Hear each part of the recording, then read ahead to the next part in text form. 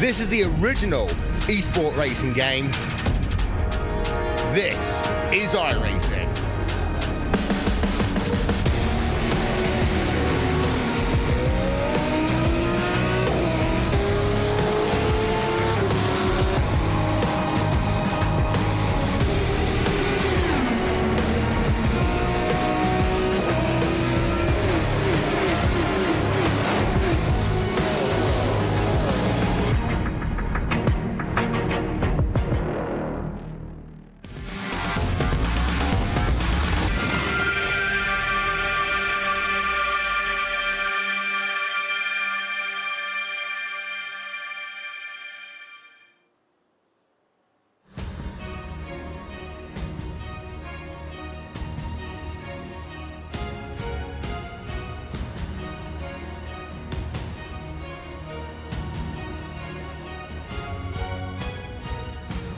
Another round of the Premier Team Racing competition here on iRacing. The 2019 VRS GT iRacing World Championship Round 3 here at Imola is coming up in just a couple of moments' time. It is a very sunny day here in the Italian countryside. I'm Connery Maddock. Joining me on the cast this afternoon, will be Jack Styles.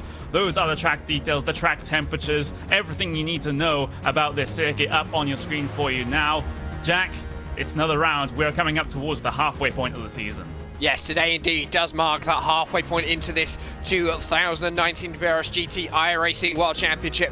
What an exciting championship it is becoming to be. VRS Commander Simsport coming in today have won both rounds so far. The same team leading the championship points as well. But it's going to be interesting to see how qualifying pans out at Suzuka. We had an interesting qualifying session where the track temperatures were a bit here, there and everywhere, and it was all about when you were out on circuit to get that pole time in. Today, the track temperatures looking much more constant, currently sat at around 44 degrees Celsius. It's a very sunny day here today, and those are the championship standings up on screen for you now on the left-hand side. VRS Coanda Simsport, number 81. They have won both rounds so far this season. They're looking to continue on their form here today at Imola. You have another contender as well, Red Bull Racing Esports on 140 points, tied second place with another VRS Coanda Simsport car. That's the number one machine there, getting themselves up into that top 3 position. We've also got Pure Racing Team Red P4 with Williams Esports Razor bringing things down to P5.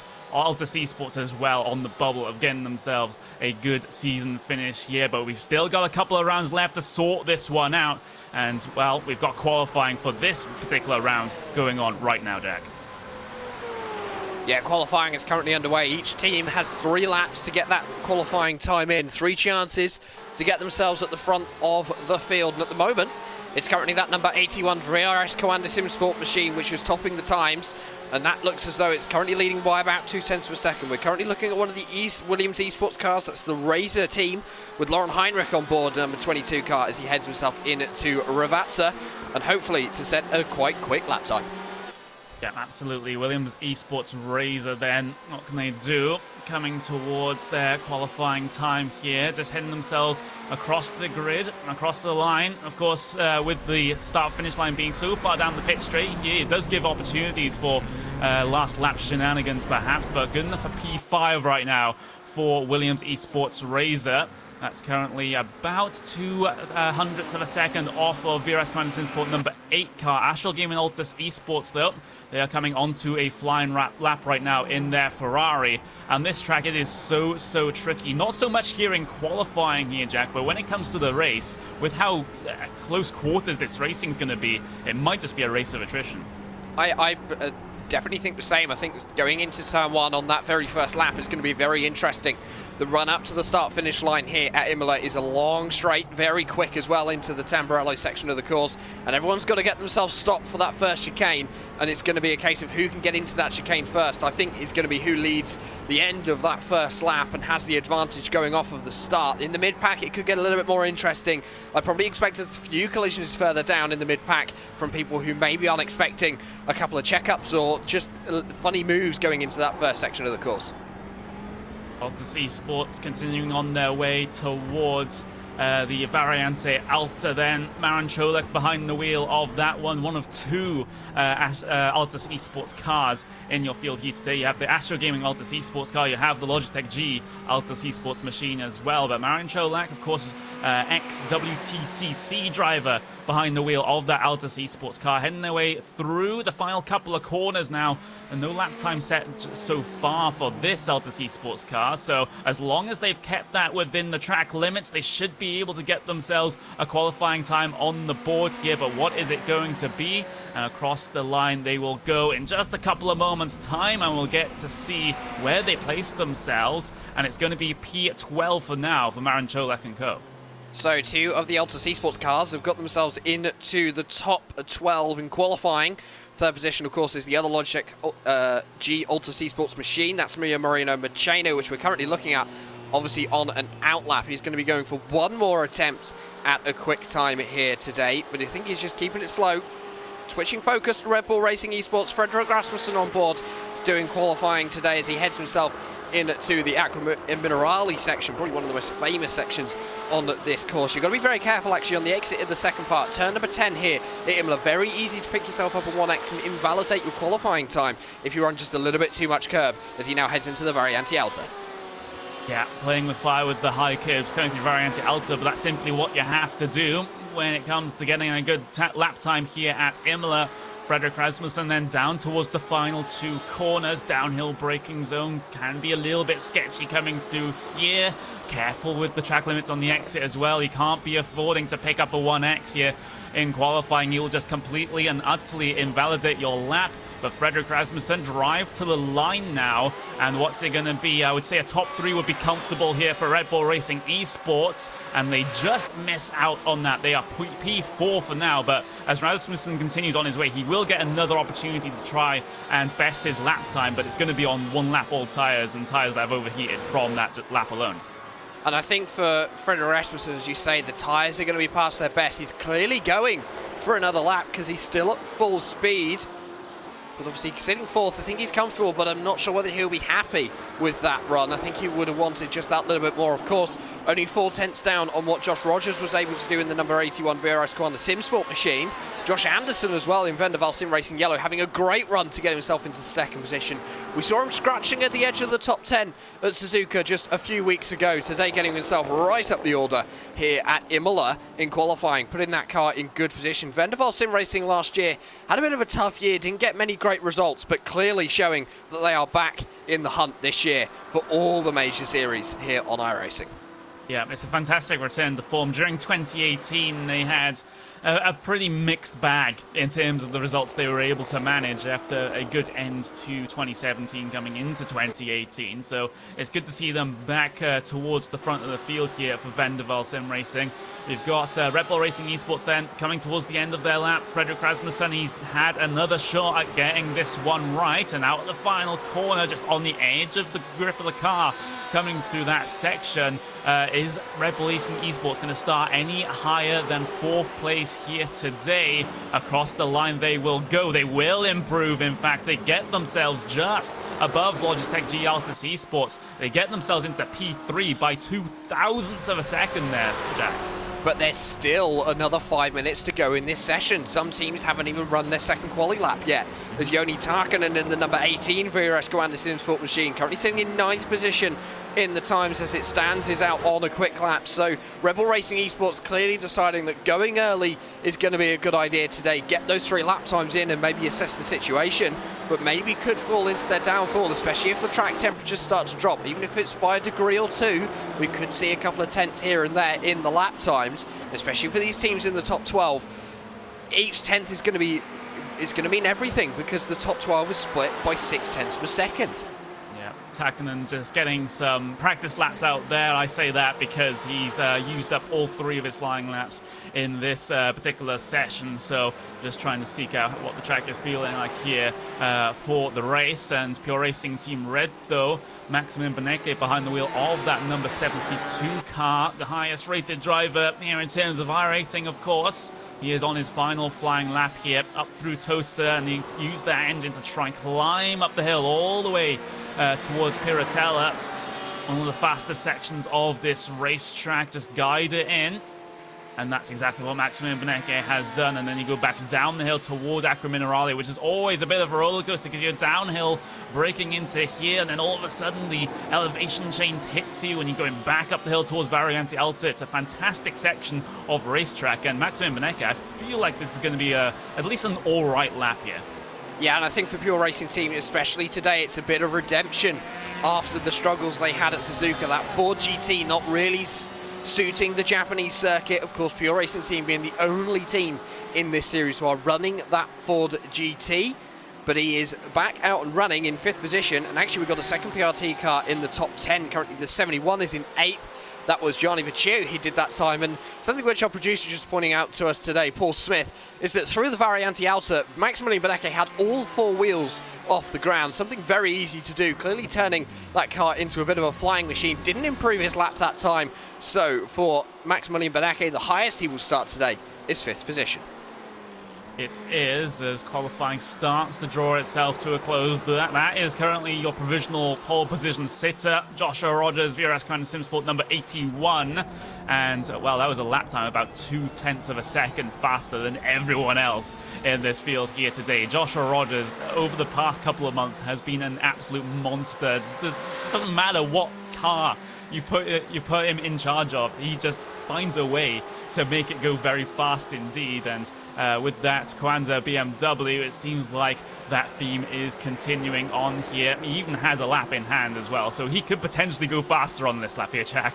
Yeah, this is his last attempt at getting a good qualifying lap in for Josh Rogers. So as he brings himself up to the Variante Alta, we were right on board, hit the right curb, hit the left curb, another one of those cars getting a lot of air over the curbs, clearly deciding that the punishing line is the one to take as he heads himself down towards the Ravazza section, the double left-hander. I think it was Jensen Button when he first raced here at Imola said it's surprising how much of the curbs you can take at this circuit. It's very forgiving, but of course the iRacing track limits will punish you if you use too much and gain too much of an advantage. For Josh Rogers, he's going to be coming out of Ravazza through the Variante Batter. Across the line he will come. Does he improve? He does. He does a 37.1. His advantage at the top of the times is 3.5 of a second. What can you do about Joshua Rogers? That is just an honest question. What can you do? Vendaval Sim Racing Yellow, though, surprise up into P2 there for the Vendaval Sim Racing car. That's an absolutely fantastic qualifying effort from them. Joshua Anderson behind the wheel of that particular car, getting those qualifying laps in. That is very competitive indeed there for Vendaval. Williams Esports BenQ, though, still yet to set a qualifying time, and with a minute remaining, this is going to be their last chance to be able to make an impact here on the grid. Isaac Price behind the wheel, coming up towards the start-finish line then. How far up does Williams Esports BenQ finish? Ooh, that's not great. That's P41 there for Williams Esports BenQ. That is not the ideal situation there. They have got a lot of work to do now here in the race. Yeah, and I think for Williams Esports today is going to be a day about, especially for that BenQ team, really trying to get as far up the field as they can. I think for Isaac Price, that final lap was just a banker lap to make sure that he had a position on the grid. 2 cars haven't set a qualifying time so far. That is one now is the Red Face Racing by JRT Machine. They aren't actually out on track at the moment, so they are not going to be setting a time. And I think the last car to set a time will be that number 3 machine, the Thrustmaster Movano racing car. Yes, it will be, and that is going to be it for qualifying. It seems actually we do have Pure Racing Team Yellow still out there on a lap, and they're coming through the final corner, the only runner left out there. But the thing is, they're going to run out of time here to get their final qualifying lap in, so it's around about time that we go over the grid for this 3-hour race.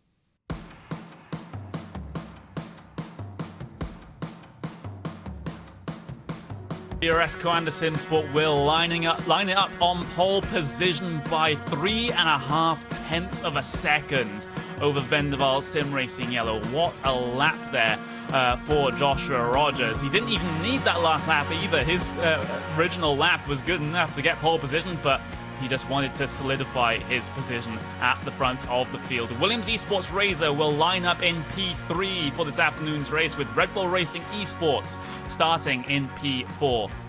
Logitech G Altus Esports will start P5 with VRS Coanda Simsport number 8 car in P6 with Pure Racing Team Red in 7th. We've got MSI Esports Blue in P8. Apex Racing Team will start 9th, and Pure Racing Team Blue will round out the top 10 here in qualifying.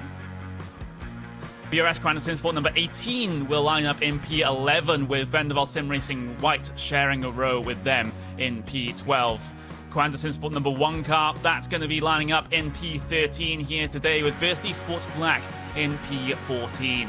SimCube and X Racing Red P15 with Vendaval Sim Racing Blue in 16th with Apex Racing Team here starting 17th place on the grid. DriveX Esports 18th with Astro Gaming Altus Esports in P19. Blackstar Racing will round out your top 20 here on this afternoon's grid.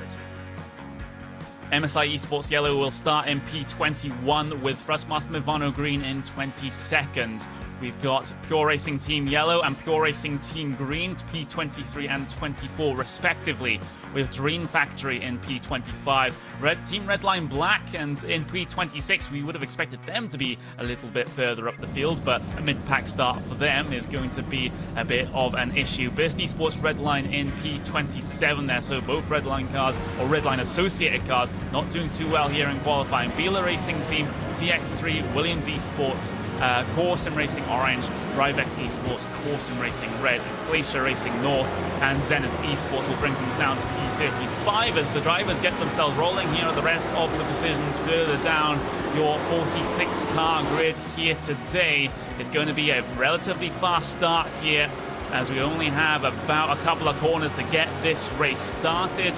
The 911 GT3 Cup car, pace car, leads them around. You'll see that one dive down onto pit lane in just a couple of moments' time. There we go. Field under the control then of Joshua Rogers in the Coanda Simsports number 81 car. It is a very long hold for him indeed, keeping everyone guessing behind. When will Joshua Rogers go? Everyone's starting to check up, but now Joshua Rogers pedal to the metal. Green flag here for the 3 hours of Imola in this, the 2019 VRS GT iRacing World Championship. Fantastic launch from your pole position sitter, but battle for P2 down into towards Tamburello for the first time. Williams Esports Razor has gained a position on the start here, and that's a fantastic thing to have happen to them. Red Bull Racing Esports and Coanda 8 are battling through the chicane, but they managed to survive here. No instance further down the field as far as I can see. Everyone single file at the front of the field this early on. A relatively clean start there, Jack, but I hope I'm not jinxing it. I mean, I was looking down throughout the mid-pack and towards the back of the field. Everyone looked as though they were going to be getting themselves through the Tamburello section pretty clean. So far, no incidents have been happening. We've been very close to some contact. Matteo Ugolotti, I believe it was, in one of the Apex Racing Team cars, did a properly good lunge into the first chicane. Managed to gain about 3 or 4 positions from that one, but avoiding any contact as everyone heads themselves into the Acqua Minerale and up towards the Variante Alta for the very first time, as we have cars round behind. Raul Diago and Dream Factory in the number 2 machine, almost losing it as he headed himself through the Acqua Minerale, managing to hold on, almost turning himself into a bit of form of drift mode. Yeah, managed to hold it though, so no complete spin around so far, side by side down in towards the chicane. That's Altus Esports there, Marin Cholak. Oh, there's been a collection of cars behind as well, just plowing straight into that one. A horrible, horrible instant there into Variante Alta for the first time. Here's the replay.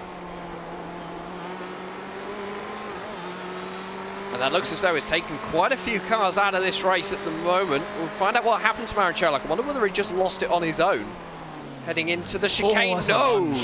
It's a lunge and then contact from behind by the looks of things. And you can see as we look forward, everyone's trying to get themselves through the chicane, but there's just not enough room because people are trying to go too wide through the Variante Alta, which never really works, let's be honest. And for Marin Cholak, all of a sudden, a long way down the field and a lot of damage on that Altus Esports cars. Kind of mirrors the start they had to the Suzuka round, Connery, where they got involved an instant in lap 1. Yeah, and that is going to be a recovery drive from this point forward for Altus Esports, even if, well, that is considering if that car is in any fit state to continue here, they might just have a lengthy repair onto pit lane. So we'll keep an eye on that one over the next couple of laps. But at the front of the field, it is Joshua Rogers. Who else other than Joshua Rogers at the front of the field? VRS Coanda Simsport, good start for them. And Williams Esports Razor, they're already starting to lose them here. So Rogers is on another level. Rogers is indeed on another level. That first lap for him was a second quicker than anyone. And in fact, I think he helped himself really by bunching up the field so much at the start. And that's very important with the cars behind as well, especially in the mid-pack. You could see on your screens a little bit of jostling behind with everyone thinking, when's he going to go? But he never did. And for Lauren Heinrich, he was able to really advantage from that as well, because he could see when Josh Rogers could go, and he just followed him. For the driver alongside him with Josh Anderson, he couldn't do that as well. And maybe someone got that call to him that the driver of Josh Rogers was going just a few seconds late. We have got a car round in Ravazza. We've had a car stopped. I'm not quite sure who it was. I believe it was the 79 machine. It is indeed the Black Star Racing car of Mika Harpinen. Yeah, it is. Rejoins the racing circuit. We'll get the replay of exactly what happened up on your screen down into towards the first Ravazza. That's the TX3 car. The TX3 BMW trying to make its way down the inside there at the first Ravazza, but slightly misjudged there. TX3 needed to be a little bit closer to the inside of the corner to be able to make that move happen. So a bit of a misjudging of distances there, but I will still pin it on TX3 as we go back to the live racing here. Battle for P3, Vanderbilt Sim Racing Yellow. They had a absolutely fantastic qualifying here, getting themselves up into P2. They've since dropped back into P3, but I think from this point forwards here, Jack, for Vanderbilt, it's just a case of them being defensive for the entirety of the rest of this race if they don't have the race pace. Yeah, and that's going to be important as well for Vanderbilt. The more points they can get here today, the better. They're looking very good in terms of the championship. And of course, some teams now, they're going to be switching focus, maybe not on that championship win, but now for the remaining races in this series, getting enough points that they don't have to qualify over the winter of 2019 going into 2020, because the qualifying series itself, the qualifying effort, it's very hard on some of these teams. And you look at some of the teams further down the field who 2 years ago we expect to see up towards the front, maybe not now, and they're going to be struggling to meet that qualifying points limit. I think it's the top 20, 25 who qualify for next year automatically. Other than that, you've got to go through the whole qualifying process again. And for some teams, especially today, it's going to be important. This level of attrition which we've seen in the first 5 minutes, I think that's not going to stop for the next half an hour.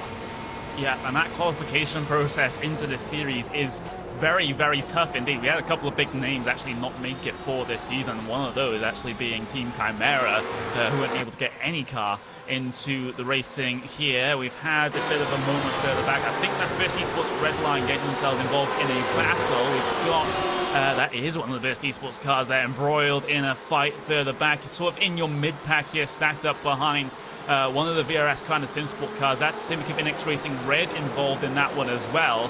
So despite that first instant up and towards Variante Alta, it seems like everyone has been pretty well behaved here, Jack, with the exception of that one and of course the TX3 incident down to Ravazza. There was another incident which I saw, the Drive X Esports car, the 3M car, has fallen back in the field to 312. Didn't quite catch what happened, but that was inside your top 20.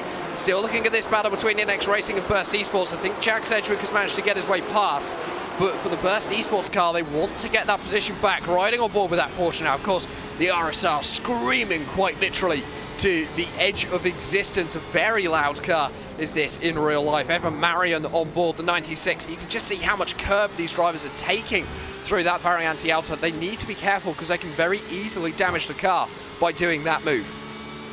Yep, they can, of course, and any damage you collect early on, well, there's only so much that the iRacing pit crew can repair, and anything that they can't repair, well, they can carry for the rest of the race, and that might result in the balance of the car being a bit weird, or of course losing a couple of kilometers in a straight line. Just having a little bit of a look further forwards though on the run down towards Tamburello. Here comes the move then for Pure Racing Team Blue over the MSI Esports Blue car. So it's a battle of the Blues, but who will come out on top here? Still side by side through the exit of Tamburello, and now it looks like Apex Racing Team can get themselves involved here in the form of Jamie Fluke. They'll bring it side by side with the MSI Esports Blue car, but can't complete the move. Pure Racing Team, though, at the front were able to make that happen, and they lead this pack into Tosa. So for the driver of Jonas Wallmeyer, able to get past, it now means that Pure Racing Team are running in positions number 7 and 8. Not as high as I think they wanted to be the opening stages of this 3-hour event, especially as Josh Rogers starts to pull away. At the line last time, it was 2.5 seconds roughly between himself and Lauren Heinrich. I am keeping an eye on this battle for second position because it's looking pretty good at the moment for MSI Esports Blue. Then they're clearly not happy losing that position. Jonas Wallmeyer still under pressure, and no way that he's been able to pull away at all since getting past. So MSI might just be able to have another look, maybe into the final sector, maybe into the first corner once again, try and pull off the move back over Pure Racing Team Blue, but we just might have to wait for that to start happening once again, as this mid-pack still stacked up behind these guys. It seems like the top 6 or so cars have broken away from the rest of the field here. Exit of Ravatsa 2 then. MSI Esports Blue got a terrible run out of there, and now this might give the chance to Apex Racing Team in that BMW behind them. Let's have a look to see if Fluke is able to make this move happen. Outside line into Tamburello over the Porsche, and well, he tries to complete it on the brakes around the outside. That'll give him the inside for the second. Apex door-to-door contact almost between the two. They'll continue on the battle down towards the Villeneuve chicane, and that's Jamie Fluke, Apex Racing Team, getting themselves ahead. So that is 2 positions lost inside of 2 laps there for MSI. And a brilliant move there for Apex Racing Team, and maybe showing that the Porsche, while it hasn't been strong so far this season, MSI Esports are the highest running Porsche at the moment in the field. Still most of the top 10s taken up by that BMW M8 GTE, almost like the stalwart of this series. And all of a sudden, we were looking behind and we're seeing a lot of jostling. 2 VRS Coanda Sim Sports, that's the number 42 Vendaval Sim Racing Blue Machine. This is the battle towards the end of this pack. And VRS Coanda Sim Sport having a very good run today. We usually see maybe one of their cars down the field, but today most of them are within the top 15. And in fact, I think all of them might be so far in these opening stages of this event. Yeah, that does seem to be the case. VRS Coanda Sim Sport number 1 car P14, and everyone else is part of that cohort all above them. So Coanda having a very, very good run in this race so far with 10 minutes elapsed, but it's 10 minutes of a 3-hour race, so you can't really extrapolate all that much out of that one. But out of P2, potentially a thing in the next couple of moments, because Williams Esports Razor, well, they've lost a little bit of time here to Vendaval Sim Racing Yellow, and Vendaval could potentially get themselves back up into P2, which is the position they lost coming down into the first corner right at the start of this race. But I just have to say, this is the battle for the final 2 podium positions up on your screen, and then you just see VRS Coanda Sim Sport number 81, Joshua Rogers, just briefly. That is how much of a gap Josh has pulled already. And he's done that in 10 minutes of racing. Imagine what it's going to be like at the end of this first stint. I mean, we're looking at 2.5, 3 seconds already as we've got the number 11 machine around. That's the Simacube NX Racing Blue machine that was running down in 31st position by the looks of things. He's hit some issues through Tamburello, but you say about this lead battle and VRS Coanda Sim Sport, you could just about see him as he headed into the Aqua Minerale, as everyone else was heading themselves through Piratella. As you head themselves up the hill, there goes Josh Rogers over the brow of the hill. He's gone. No one's getting anywhere near to him in possibly the next 2 hours or so. Yeah, that is absolutely crazy stuff, but still very competitive indeed for these final 2 podium positions. Lauren Henrich doing a good job holding on at the front of this pack so far, but seems like Joshua Anderson really wants to take the fight to him, just hasn't had the opportunity to over the last couple of laps. A bit of a moment there for Williams Esports down into the first Ravatsa, turn 14. Gonna still be having a good run out of the second one though, riding on board with Vendaval Sim Racing Yellow, but they're close enough to make this move work now down into Tamburello on this lap. Look at that, it's going to be the run going the way of Vendaval. Outside line chosen, but is Joshua Anderson going to back out of it? Yes, so not committing to the move just yet. I think Josh is just happy to sit behind here perhaps, and maybe get a little bit of fuel saving done perhaps. Of course, not that it matters too much at this racing circuit, but could give you a slight edge when it comes to those pit stop times. And this has brought Frederick Rasmussen back into this battle just slightly. You could see that he closed the gap when Josh Anderson tried to go for a move on Lauren Heinrich. It didn't happen, or wasn't able to advantage of that from Freddie Rasmussen. Obviously last around just that little bit slower, about 1/10 of a second slower than Josh Anderson in that BMW. So 2 cars very the same. It's going to be down to the driving styles, down to the setups of those cars. Of course, each team going to be setting up each car very differently for each driver's driving style as they head themselves through Aqua Minerale and up the hill. Everyone looking as though they're keeping it line astern. I have a feeling that we might not see many moves today down into the Variante Alta. It's a very risky place to try and put a move in, because if the driver doesn't see it and they go for the Apex Connery, there's going to be a rather large collision going into that chicane.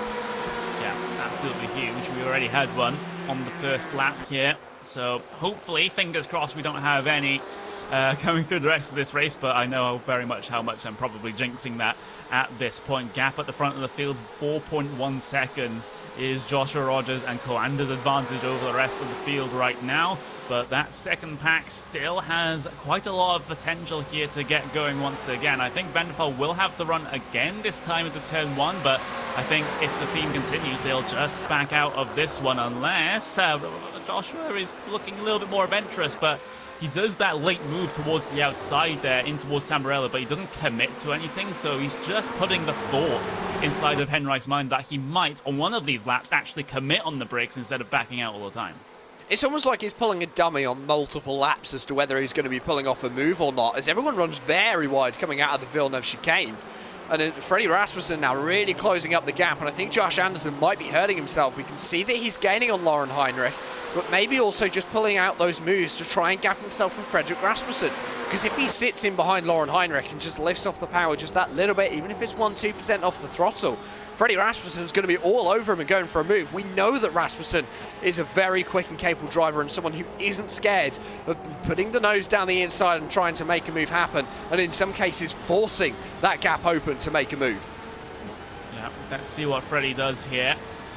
He is no stranger to opening a couple of minutes race controversy. Let's just say that one. I'm not going to allude to that one any further, but as we continue on in this one, it's still Williams Esports Razor at the front of this particular pack, and this will just give us a little bit of time to see what's going on elsewhere in the field, especially when it comes to that mid-pack, which is kind of still stacked up at this point. And this is usually what we see here in the first stint of the race. Battle towards the back of the field there. That's MSI Esports Yellow that's gotten themselves into a bit of an issue. There's the Burst Esports car behind them. Okay, that's a bit of an interesting one.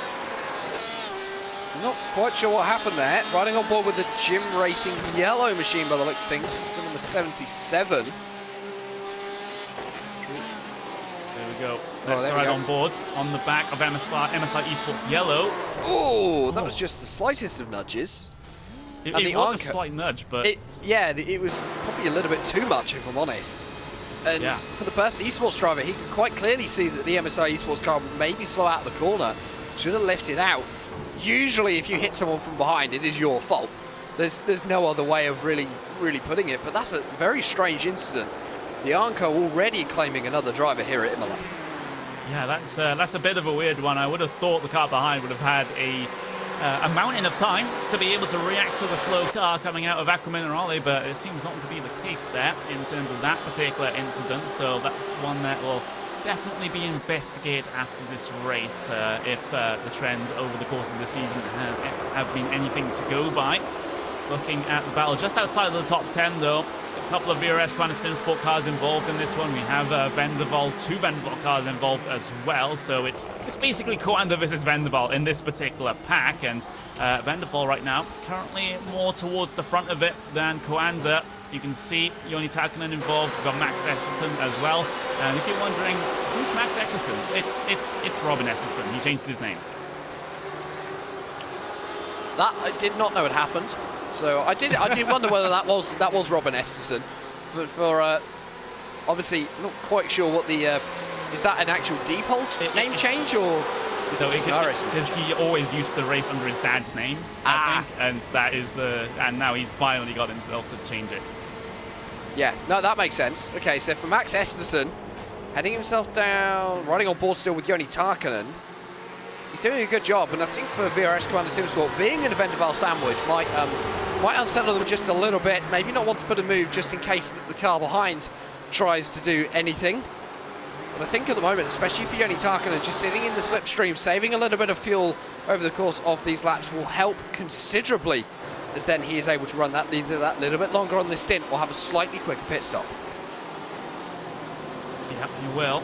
Side by side, TX3 by Thrustmaster battling with one of the Burst Esports cars there, and now Pure Racing Team are going to get themselves involved in this particular battle here, side by side between Burst and Pure, and that's Pure on the inside making that move work.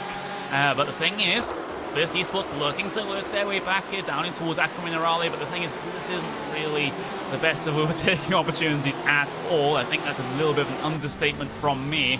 So Burst Esports Black continuing to hemorrhage positions here. They started in P14, and now they are further down the field.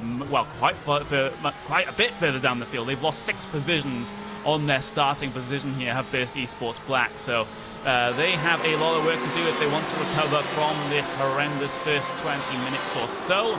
But Evan Marion behind the wheel of that one, going to come under threat once again from Williams Esports Chill Blast this time, which is another car that's kind of out of position here. They qualify P30, they're up into P21, and they're continuing on their march forward. And I don't think Burst Esports Black will have much to try and defend this one, as Kei Kashube lines up the run, coming up towards the Tamburello Chicane. Inside line, going to get wrestled away, and Kei Kashube goes very deep on the brakes indeed, and Burst Esports Black, they cannot defend. Bit of a dummy move actually by Kei Kashube then. He looked as though he was going to try and go around the outside into Tamburello, but changed his line at the last minute. I think he might have thrown the Burst Esports driver of Marion Evan off of just that little bit, and now he's got Gregor Hutu behind, the 5-time iRacing Grand Prix World Championship champion. And I think that will definitely unsettle him. Of course, Burst Esports and Team Redline in the technical partnership for this year. That isn't the Burst Esports branded car, but I'm pretty sure that there will be some of that Redline influence on that car. I can't see them running one car with a Redline influence and one without. It just doesn't really make sense. Well, sim racing teams will do as sim racing teams do. Let's just say that one. But through Aqua Minerale, once again for this particular battle pack, there's a couple of Fords inside of this pack, and well, the highest placed Ford right now is the Pure Racing Team red car, then it's going to be the Pure Racing Team blue car. They are P7 and P8 respectively. It seems like the BMWs in particular are really, really strong here today, comprising the vast majority of the top 15 cars. But we do have a couple of Ferraris in the mix as well. Williams Esports Razor in P2, and we've also got Altus Esports in P6. It's actually, speaking of P2, here comes the challenge here for Vendaval, looking for a line down in towards the Tamburello Chicane. So Joshua Anderson, lap on lap on lap. He's starting to get more aggressive, but that's not a good run at all out of Tamburello. Frederick Rasmussen won't decide to capitalize, though. A move into the Villeneuve is not really likely at this stage of the race. It's something you can go for later on, but it's too risky to be doing inside the first stint here. And for Frederick Rasmussen, he got a poor run out of Villeneuve. It was dropped behind just that little bit, went very wide into the gravel, so that would have hurt him. Get his tyres just that little bit dirty, so got to clean off those tyres before he can even think about trying to put a move on Josh Anderson. The gap between Josh Anderson and Lauren Heinrich ahead in the Williams Esports Razor machine, currently sitting at about 0.2 of a second, but Josh has been quicker over 2 of the last 3 laps, but the lap time's pretty much equal between the 2 teams at the moment. Heading up into the Variante Alta, this is not a place you want to try and put a move in, especially 20 minutes into a 3-hour event. And I think maybe as we head towards the end, we could see a couple of moves into this corner. But at the moment, Josh Anderson staying put. His best chance is going to be into Tamburello, because he can use that draft, close right up to the back of that Ferrari and try and put a move in. This is the crucial traction zone, or rather coming up to the crucial traction zone, as Lauren Heinrich has seemingly a couple of issues with that first Ravazza corner, turn 14. It seems like that car can't get turned in at this stage of the race, and that's where Vanderbilt are gaining a lot of time on them. But as long as they nail the exit of the final corner, then they should be safe from a move. But the thing is, Vanderbilt going to actually sit in the slipstream here, not going to go for it. So a very passive race being raced right now for Vanderbilt Sim Racing Yellow. Overall, the objective here, I think, is just to wait for an incredibly obvious opportunity rather than try to manufacture one. But but I have to argue how much time that's going to lose them in the long run. And I think there is a little bit of, as you say, just that, do I defend, do I attack? It's all about how much time you lose. I mean, at the moment, none of these guys will be thinking about Josh Rogers. He's 7.5 seconds up the track. There's no way you're going to be catching him in the next half an hour, at least. And maybe for the guys behind, I mean, you're looking at this pack, it runs back down to 7th position of Max Benecke. You then got quite a long way back to the next pack. And Mark Perez has kind of just sort of sat on his own. There's a pack of 2 cars, Mark Perez, and then that big main cluster of the midfield cars. So these guys at the front of the field don't have to worry about the guys from behind. They've just got to worry about the guys they're racing with, because if you start holding each other up, you're going to lose more and more time. And slowly, actually, you might find that that midfield starts to close the gap. Just a 10th here, a 10th there can mean a lot over the course of 3 hours. I've noticed something on my timing screen. VRS kind of SimSport, almost 1 second faster on that last lap than the rest of the field.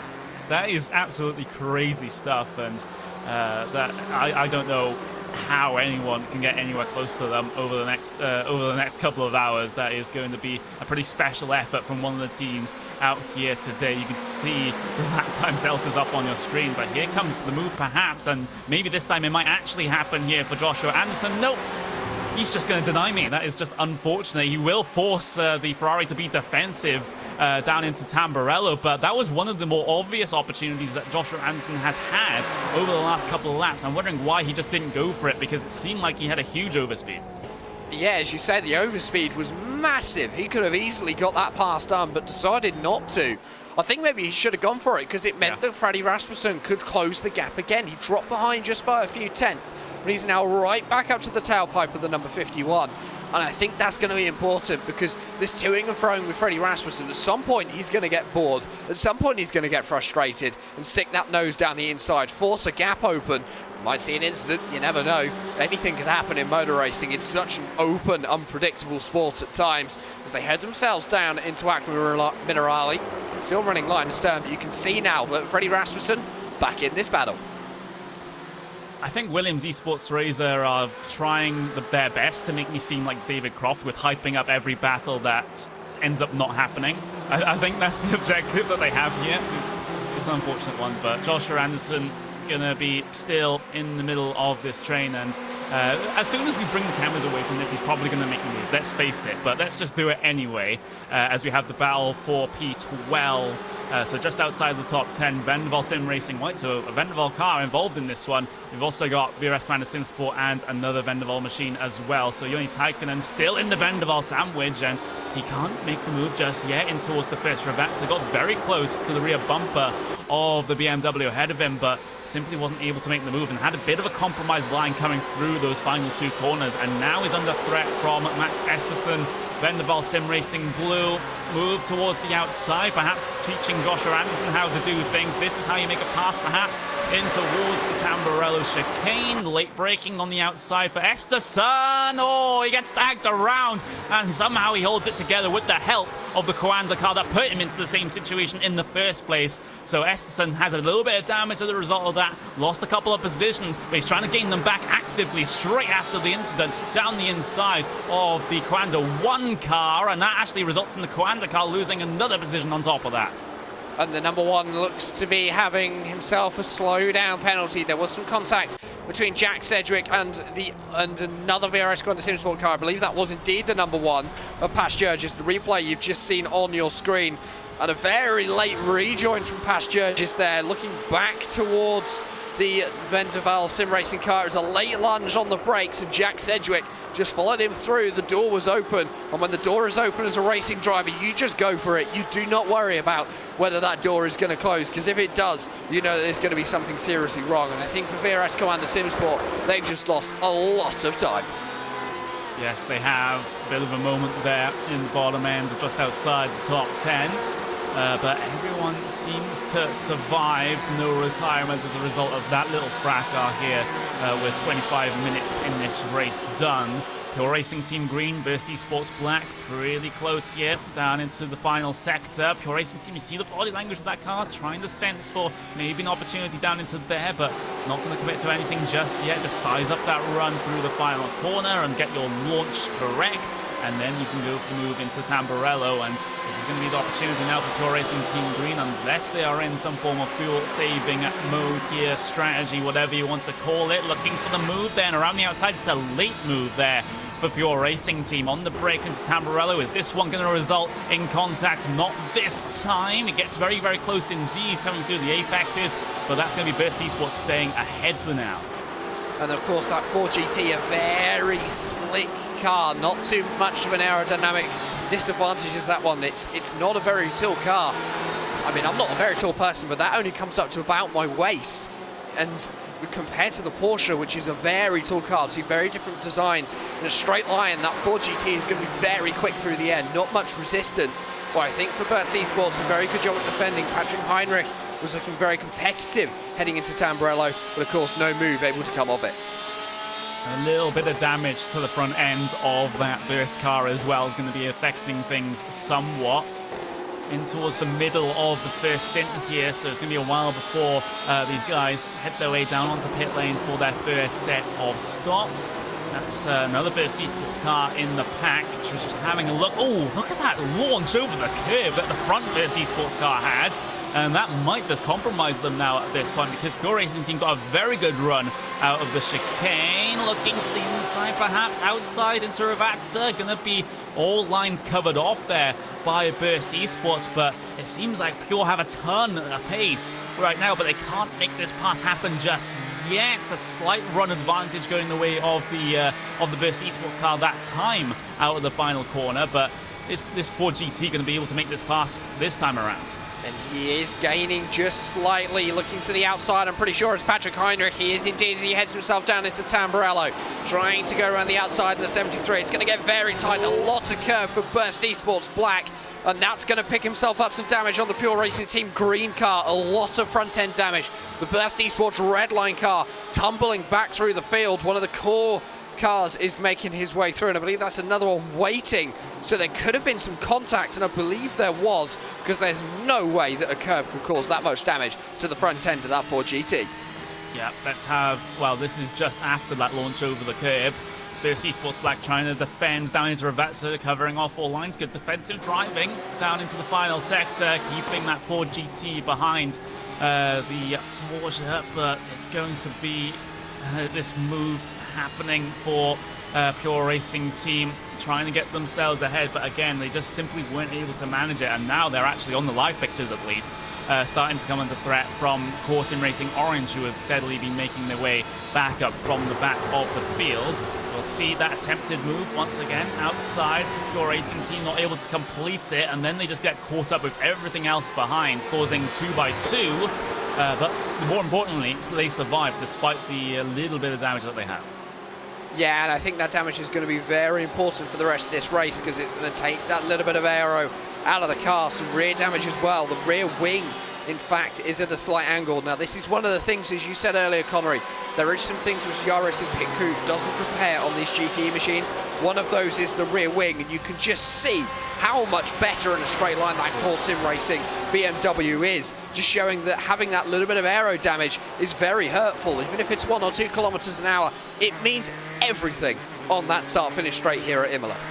Yeah, it's such a long start-finish straight as well, so you're really going to be hurting. There is the yellow pen. It's come out here for our director, pointing at the spoiler damage to that Pure Racing Team green car. There's also more damage to the rear bodywork as well. The diffuser on the driver's left-hand side is poking up a little bit as well, so diffuser damage, not the most ideal thing to have happen here in these GT cars. That's where you generate a large amount of the downforce through the corners.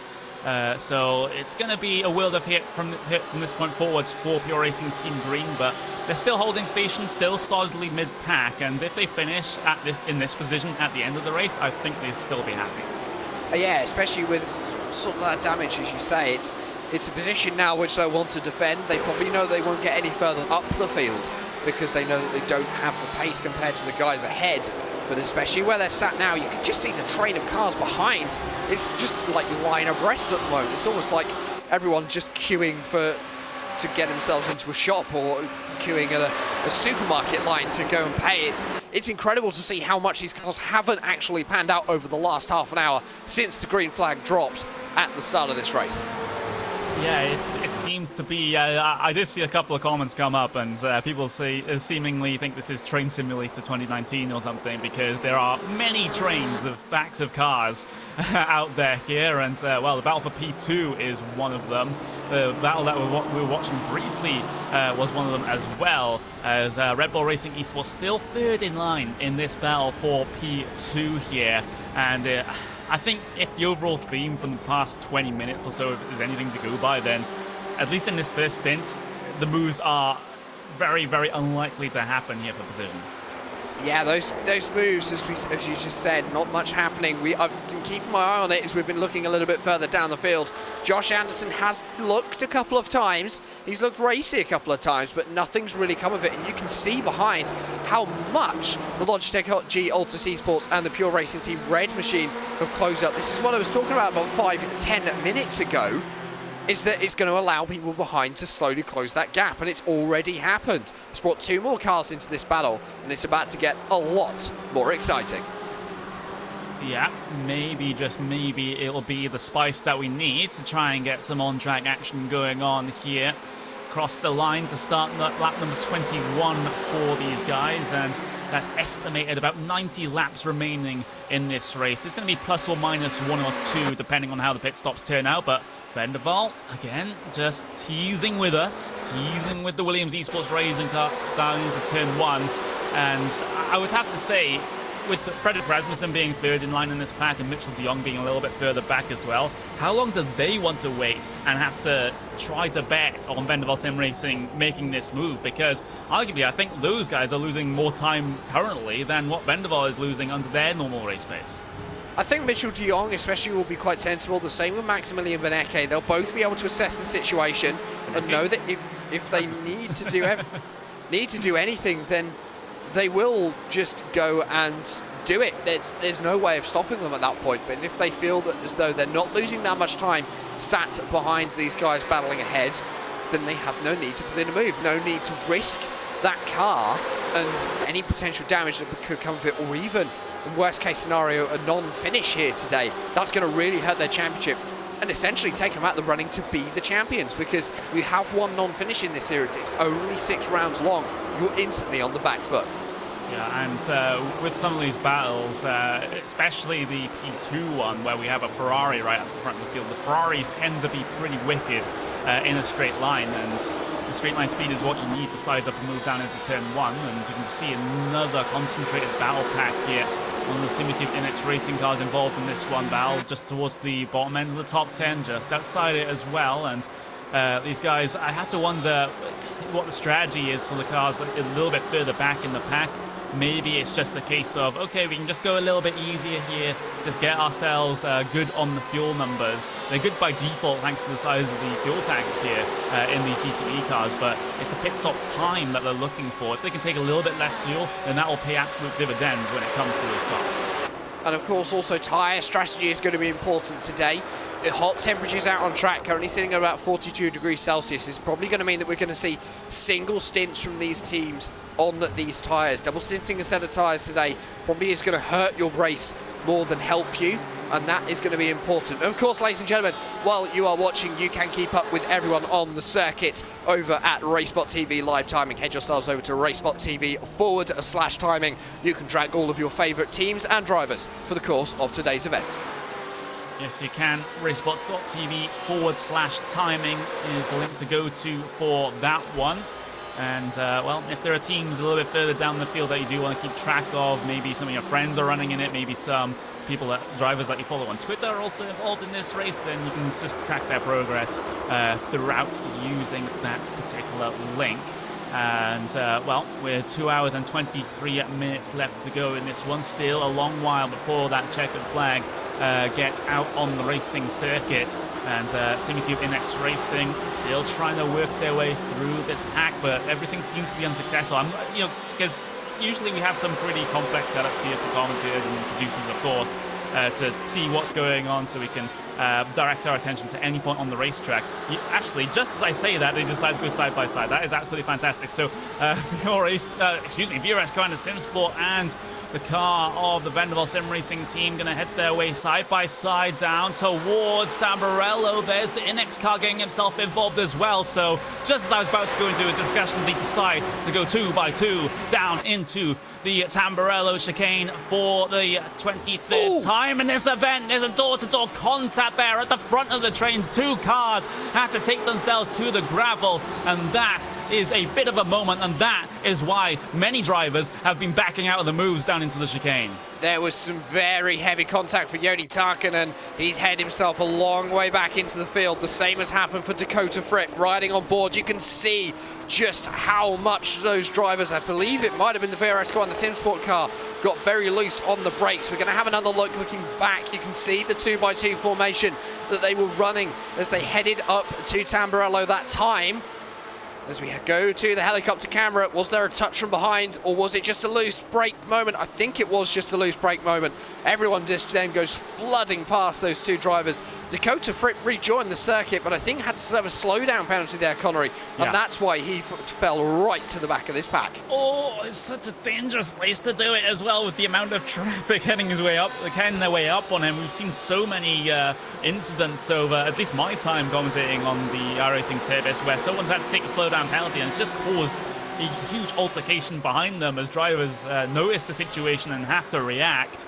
But thankfully, no one with major issues there, just drivers having to take avoiding action across the gravel. We do have a car down onto pit lane, though. That's going to be the number 7 car. That's Glacier Racing North, who was actually involved in that incident. And actually, Dakota Fripp is out of the car, and I don't see anyone getting in. So is this a retirement here for Glacier Racing? I'm not sure, because I didn't see any extensive damage on that car, but you are right in saying that there's no one getting into that car. I think Glacier Race. We just had another Venderval car go off. That's Venderval racing white. Oh, it's caused a huge moment my word. behind them out of Tamburello. That's TX3 by Thrustmaster around in the gravel, rejoining the racing circuit. A major amount of damage. But let's have a look at the replay. TX3 going for the move into Tamburello, pushes the Venderval car wide. And then when the Venderval car rejoins straight into the line of TX3, that is controversial.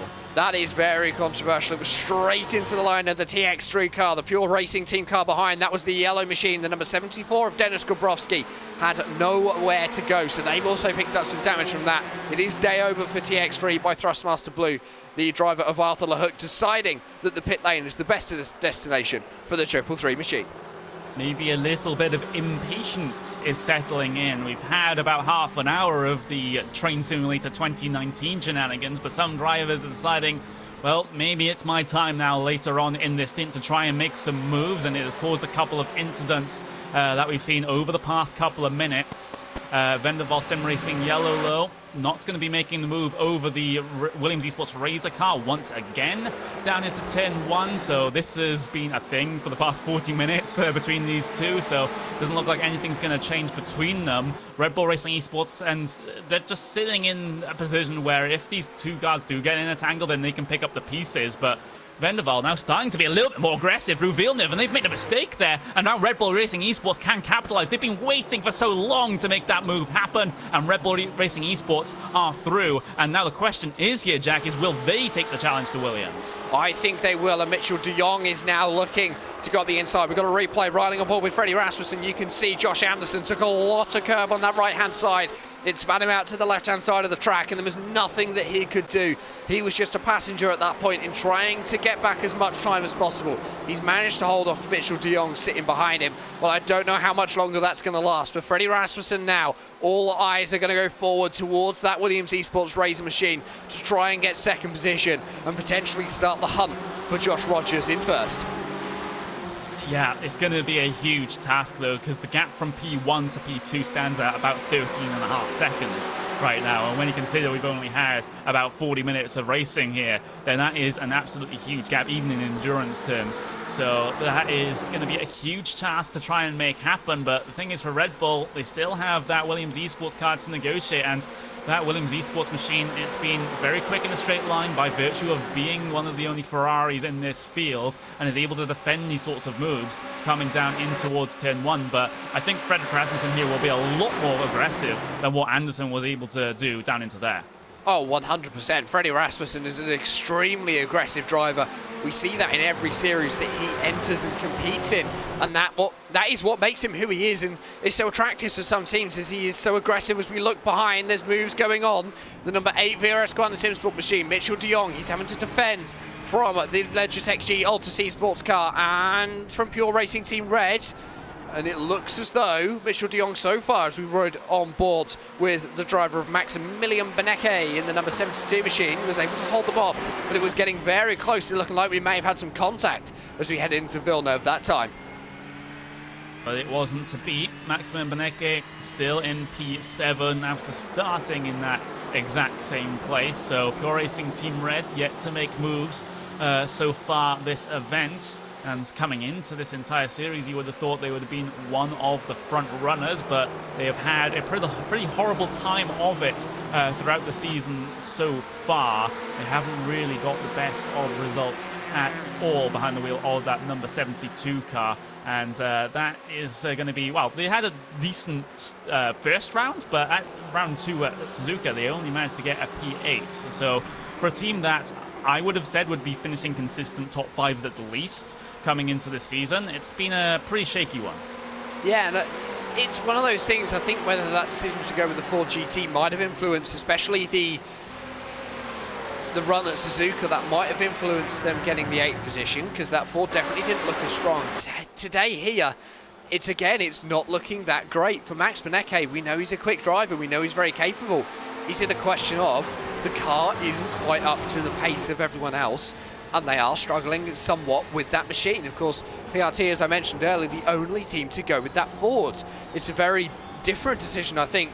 They did do it a couple of years ago with going with the Ford GT3, so they're obviously sticking with that Ford alliance almost, but it does look as though they're struggling. Max Benecke doesn't, especially PRT, doesn't look like they've got the pace to maybe even come home as champions. Yeah, it's going to be quite a fight for them to make anything happen in this championship. That is going to be currently VRS Coanda Simsports number 81's and Red Bull Racing Esports' job at the front of the field. PRT, they are still in P4 in terms of points, but you know, if they keep getting these sorts of results, then they're going to be absolutely nowhere when it comes to a championship fight inside the last couple of rounds of the season. We just had a pass for P11, I believe. That's going to be Vendaval Sim Racing Blue. Actually, this is an active fight between Vendaval and Inex Racing Red. And Inex, they managed to file their way through with a little bit of leaning, shall we say, in towards Aqua Minerale. Charles Sturgis in the Coanda car behind this one, perhaps looking to get himself involved as well. So a sort of position at the front of this particular train just outside the top 10. And it looks as though the handbags may be coming out at this stage in the race. Everyone's starting to get that a little bit more aggressive as we approach the first round of pit stops. And for Inex Racing Red, they managed to get that move done. Ooh. Jack Sedgwick, what do you spot it? Coanda 8 have made their way through on Vendaval Sim Racing Yellow as well. That's the battle towards the front of your field, and now Logitech G Altus Esports looking to work their way through, excuse me. There's the move on the replay, down the pit straight, de Jong on the inside, and is able to complete the move even before the vast majority of the braking zone there. So that's just Anderson perhaps not fighting things too much there, and just letting de Jong through. Of course, that Vendaval Sim Racing yellow car being involved in the wars in this race. There is a bit of front-end damage to that BMW that will be affecting them. So, despite the good qualifying performance and despite the decent defending that they've done in the first portion of this race, it does seem like now, at the end of the stint, they're starting to fall back. And for Mitchell de Jong, that's going to be important. For Josh Anderson, maybe deciding that after the first 45 minutes, he's done enough pushing on this set of tyres. He's just going to bring it to this first stop, just almost like coast it into the first stop now, and just keep it where it is, hand it over to someone else, and they can then go out and lead the charge back towards the front of the field as we ride on board with Mitchell de Jong. You can see ahead the battle between Frederik Rasmussen and Lauren Heinrich for second position. Still going on. Freddie Rasmussen slowly closing down that gap in the Red Bull Racing Esports machine, the number 4 car. He's going to be one of getting a little bit further up the field and get some good points here today. We have got a couple of cars on pit lane. One is going to be exiting now, and I believe that might be the Glacier North car. Yeah, those are the guys that came down onto the lane a little bit earlier on, and didn't look like they were going to get a driver back behind the wheel of that car, but it seems like they found someone to try and continue on racing here. Maybe a couple of technical issues with Toyota Frep, maybe a little bit of damage to that car that needed to be repaired before they got back out there. It has put them quite far down in terms of the running order here today. They're currently P45, 17 laps down for Glacier Racing North. It's going to be just a case of getting to the checkered flag for them now and pick up a couple positions for drivers that go out a little bit later. Yeah, they're 17 laps down. It's showing JJ Nylander in the car at the moment on my screen, but they're still on pit lane by the looks of things. I think I just got a couple of liveries mixed up. The Apex Racing team in Glacier of North, that cars actually look very similar, so I think that might just be my... No. Vendaval Sim Racing White. If we can wind this back a good amount. They came down on towards the pit lane. Let me see if they actually stopped in the box. They did stop in their box, so they got a pit stop service done for Vendaval. It is a little bit early to be doing that, but if they want to go aggressive. But then, coming towards the end of pit lane, they pull off to the side, just to the side of the green cones.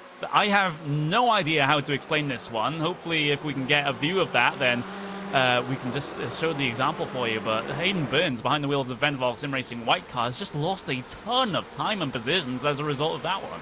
And we did have it reported to us by our producer just a couple of laps ago, actually, that we'd lost the number 9, the number 3 machine. Not quite sure what happened to that number 9 machine. That is Vendaval Sim Racing White. The number 3 is Thrustmaster Movano Red.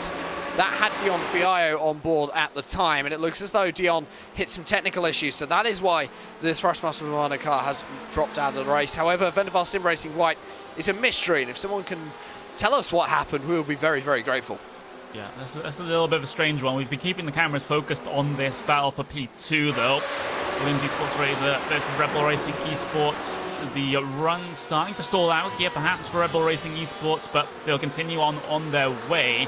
They have a swap for position a little bit further back, though, in the mid-pack. That's going to be Apex Racing Team and, of course, the car of Williams Esports Chillblast. So Williams Chillblast, excuse me, working their way back up through the field after a very poor qualifying P30. They're up to P15, which is a fantastic amount of positions gained in the first stint at a track that's been, at least so far, pretty hard to overtake at.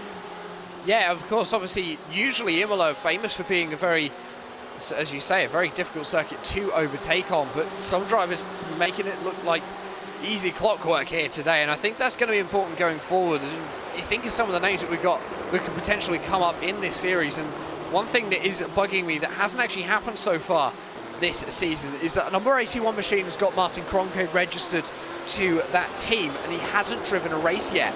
I'm not sure whether he is in a position to race today. I believe he is, so actually I think we could see Josh Rogers and Martin Kronke bringing the number 81 machine home today. So that's going to be Kronke's first appearance in this championship this year.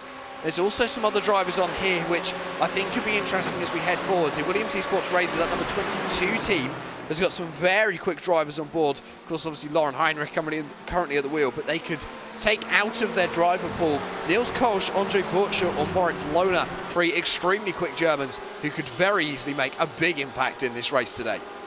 They could indeed. Lauren Heinrich, though, starting this race for them, and has done so very well so far, having to pull up the defense for P2, started in P3. Fredrik Rasmussen now very much locked onto the back, very much using that slipstream to his advantage. But as we saw inside the first half an hour of this race, when the Vendaval car was in this position, the same one that Red Bull Racing Esports is in right now, they simply weren't able to commit to the move anywhere on this racing circuit. So I think right now, if Red Bull don't want to get aggressive with this one, they just decide to make something happen during the pit stops, which are coming out in about 10 minutes time. Freddie Rasmussen, he spent a long time sat behind other teams, other cars in a draft, so he could have possibly saved up some fuel, and he just needs 1 or 2 tenths of a second. That's all he's going to need to be able to get the jump on Lauren Heinrich and Williams Esports Razor, that number 22 car. So it's going to be interesting to see what happens in those first pit stops. Of course, these guys coming up to their 31st lap on this stint, currently looking at about 8-9 minutes before that pit window does really open. GTE cars can't usually go further than about 65 minutes on the stint of fuel. They're designed to go about an hour on fuel, and depending on what car you're in, it's about 120 litres that can get you that far. It is.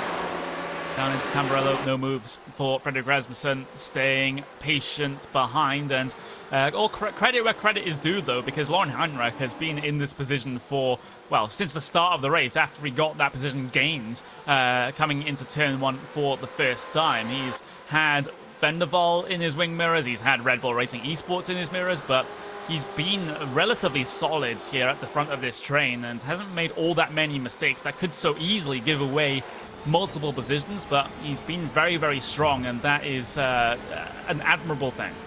And consistency is key, especially in endurance racing. And you've probably got a couple of people out there who might say, ooh, 3-hour race is not endurance racing. Trust me, it is, especially when you start putting other drivers and getting them involved, as we see a replay of Josh Thompson getting passed by the Williams Esports Chill Blast machine of Kei Kashube as he headed himself down into Tamburello. And Josh Thompson as well, actually, today, having a very good run. That team has struggled really in the opening a couple of rounds. They've been involved in a couple of incidents, but for the number 49 car running up towards the edge of the top 20 mid and very much in the mid-pack, Josh Thompson, he's going to be very happy with this run today. Yeah, definitely very, very happy indeed. Up 7 positions on their qualifying. That's nothing compared to Williams Esports Chill Blast, though, up 16 positions on their qualifying. Of course, helped with a couple of the incidents that have happened in front of them, and of course the overtaking prowess that they do seem to possess at this racetrack. But you know, as the further they get up through the field, the harder that these overtakes will be due to the pace differential being a little bit less. We see those position gains up on your screen for you now, at least inside of that top 12. Going to be InX Racing and Vendaval Sim Racing Blue going to be the biggest movers inside of the top 12s. But then we cycle things back and we see the 15 positions gained there for Williams Esports Chill Blast. Will update to 16 positions as they head their way across the line. We've also got a good run for Core Sim Racing Orange as well from the back of the field. So a good couple of the cars that have qualified out of position here have been able to sort of recover things somewhat here inside this first stint. And it's usually in that first stint where we do see some cars which are qualified out of position make their way back through the field into a competitive position. Definitely not at the front of the field, but it's going to be into a place where they know that they can fight for a good amount of points.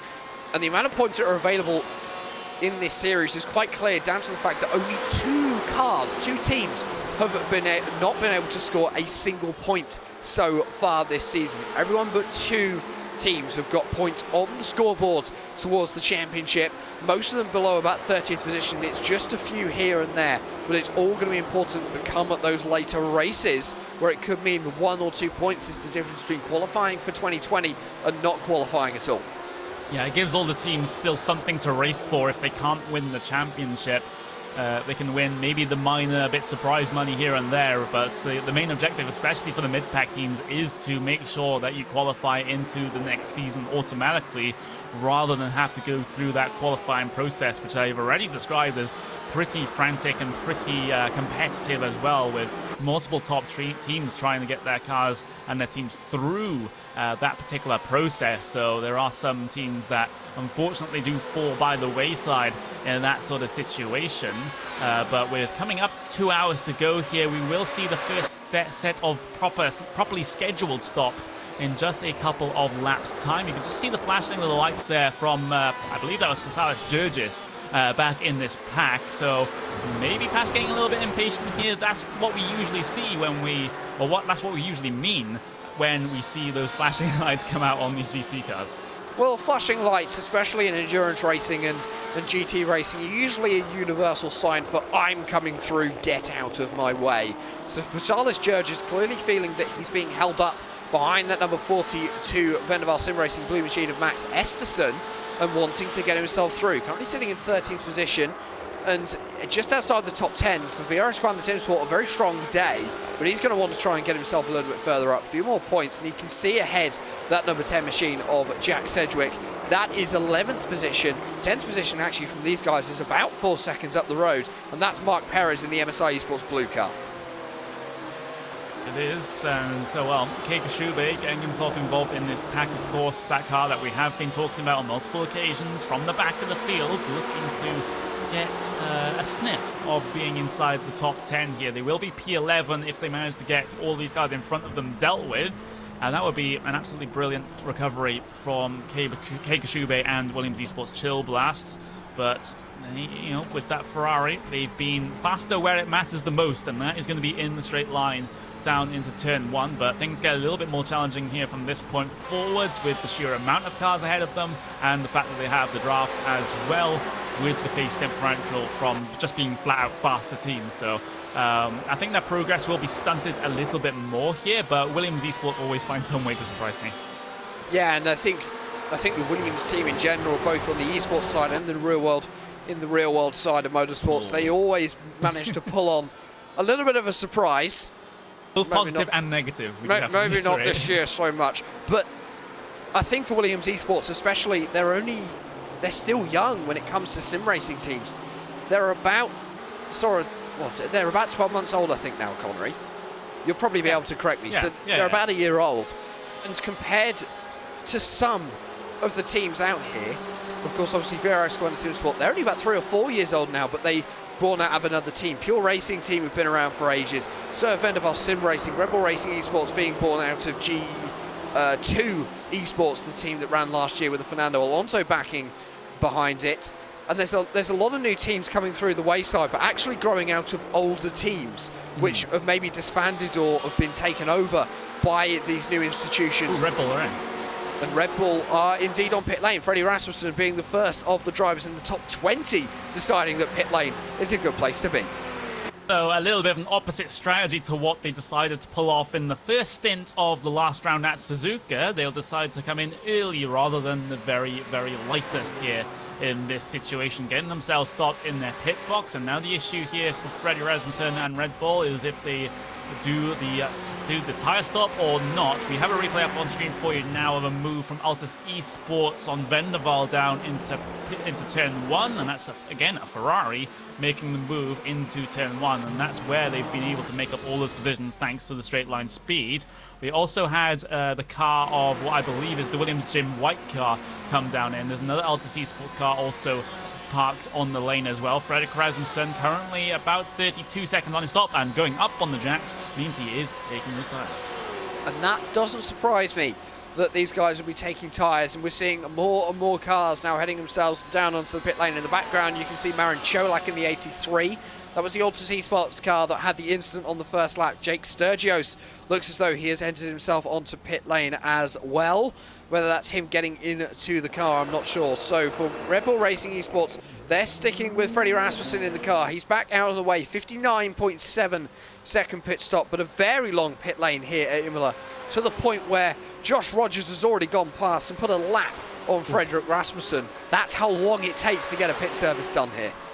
Yeah, it takes an eternity. Luckily, though, there's no such thing as going for a 2-stop or a 3-stop strategy here. Everyone's going to have the equal amount of stops, so it's not going to be a huge factor here. Williams Esports Razor, though, back down onto the pit lane. For them, Lauren Henreich, we've got one of the Vendaval cars coming down in as well. Altus Esports, Pure Racing Team Reds, both Coanda cars at the front of the field have stayed out in this situation, but this seems to be about the time where a lot of the mid-pack are starting to gesture themselves down towards the pit lane. And we're seeing VRS Coanda Simsport go deep into this first stint. We've had a driver change in the Williams Esports Razor machine. Niels Koch is into that car. Josh Anderson looks as though he is staying on board the number 51 machine. That is the car you see ahead of the 22, parked at a little bit of an angle, obviously deciding that his pit box was at a slightly different angle to everyone else. And you can see now the pit lane getting very busy all of a sudden. I'd expect to see VRS Coanda Simsport on the lane this time. I wouldn't expect them to go one lap longer. I think that's going to be stretching the field just that little bit too far. Maybe, just maybe, we'll get ourselves a look to see whether Coanda come down on towards the lane this time around. They're coming through the final couple of corners right about now, so this will be our chance to see them dive down in, and Joshua Rogers is going to get himself slowed for those yellow cones. The other Coanda car, though, well, they're currently a bit of a country mile back, so we'll have to wait to see them come down in. But look, it's basically a pit party. Everyone and their mother is coming down on towards the pit lane now. And Mitchell de Jong is going to stay out for one more. So VRS Coanda Simsport number 8 deciding to go for a 38-lap stint. Monomir Marcheno as well in the Logitech G Altus Esports machine. He's down on to pit lane. Max Benecke looks as though he's going for a 38th lap. Jamie Fluke looking like he potentially will do the same. No, Jamie Fluke in the number 99 Apex Racing Team machine is down onto pit lane. So an alternate strategy. Well, then VRS Coanda Simsport, obviously they're trying a few different things and risking the Mitchell de Jong car, which is a little bit further behind.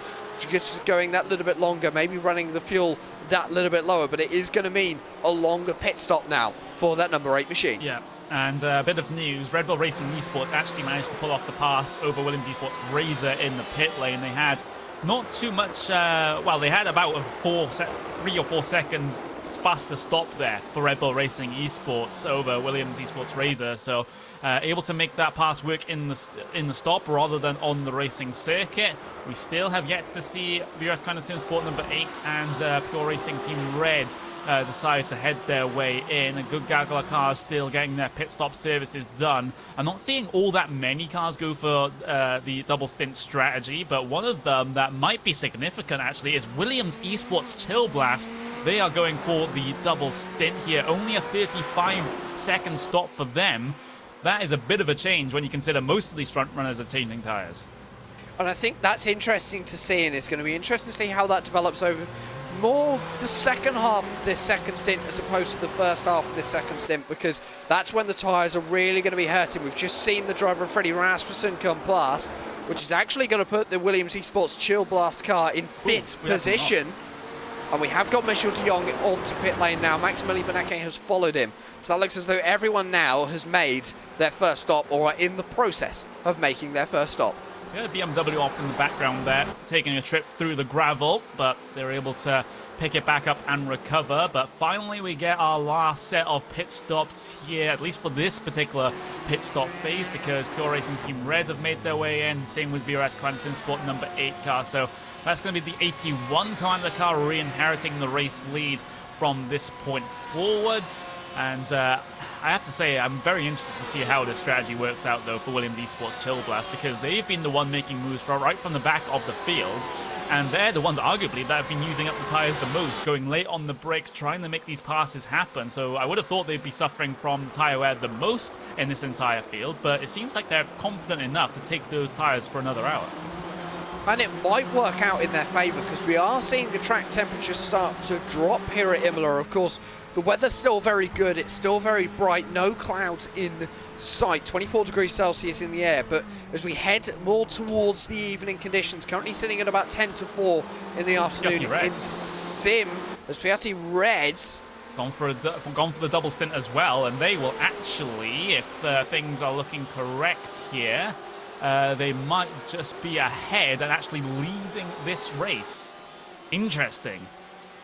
So as we see the track temperatures start to drop as we head further into the afternoon, I wonder whether we are starting to see some teams go, you know what, we can push these tyres that little bit further. Maybe if the track temperature goes up again, we might see those tyres start to suffer. We don't know, we aren't sure. Only these teams will know. They must have tested that double stint to know that it's going to work, especially in these hot temperatures, because at this level you would not risk putting that double stinting the tyres on in these hot conditions. Yeah, it would be a lot safer to do the double stint if the track temp was a little bit cooler, maybe inside the 30s. It is still 40 degrees out there, which is pretty toasty when it comes to the tyres here on iRacing. There's a bit of a battle going on out there on circuit. That's one of the Coanda cars just making their way through on one of the Williams Esports cars there. So that is going to be a change for position that's effective on the racetrack. So Williams Esports Chill Blast briefly had themselves ahead of the number 8 Coanda car, but with those older tyres, not going to be able to really defend position here. But the thing is, we've discussed it already, that Ferrari is mega quick in a straight line, so that may not matter as much as it would with some of the other car manufacturers. And of course, this is, as I was saying earlier with the Ford, the Ferrari is very much the same. It's a very slick car moving through the air. It's not very tall. It's quite a small car. Of course, obviously, the aerodynamics really helping it as well. But then you compare that to the BMW. The BMW, the M8 road car is quite a big car, but the race car as well. It's a very big, very bulky car, makes a very big gap in the air. If there was a car you want to sit behind in a draft, it is that BMW, as we see Niels Koch on the fresher tyres in the Williams Esports race machine. He's going to go down the inside of the Chill Blast machine. They have left Kate Kashubi. And that's Pasture just looking like he's having a bit of trouble down at Ravazza. Yeah, I had a heart-in-mouth moment there because I see Coanda car spun around and then I think it's the race leader, but he goes for the move of the Unix car down the inside of the first Ravazza, but simply wasn't able to make that one work there, sliding through the apex and just door-to-door contact with the Inex car. I don't think there's anything malicious in it, so I don't think it will attract a penalty here, but it's just the nature of close quarters racing. It's a late lunge, yes, but he brings it alongside. It's just unfortunate door-to-door contact on the apex. And as we look, running aboard Michael Partington in the number 49. This was the car which I was talking about a little bit earlier on, having a good race with Josh Thompson on board. He looks as though he's had an issue.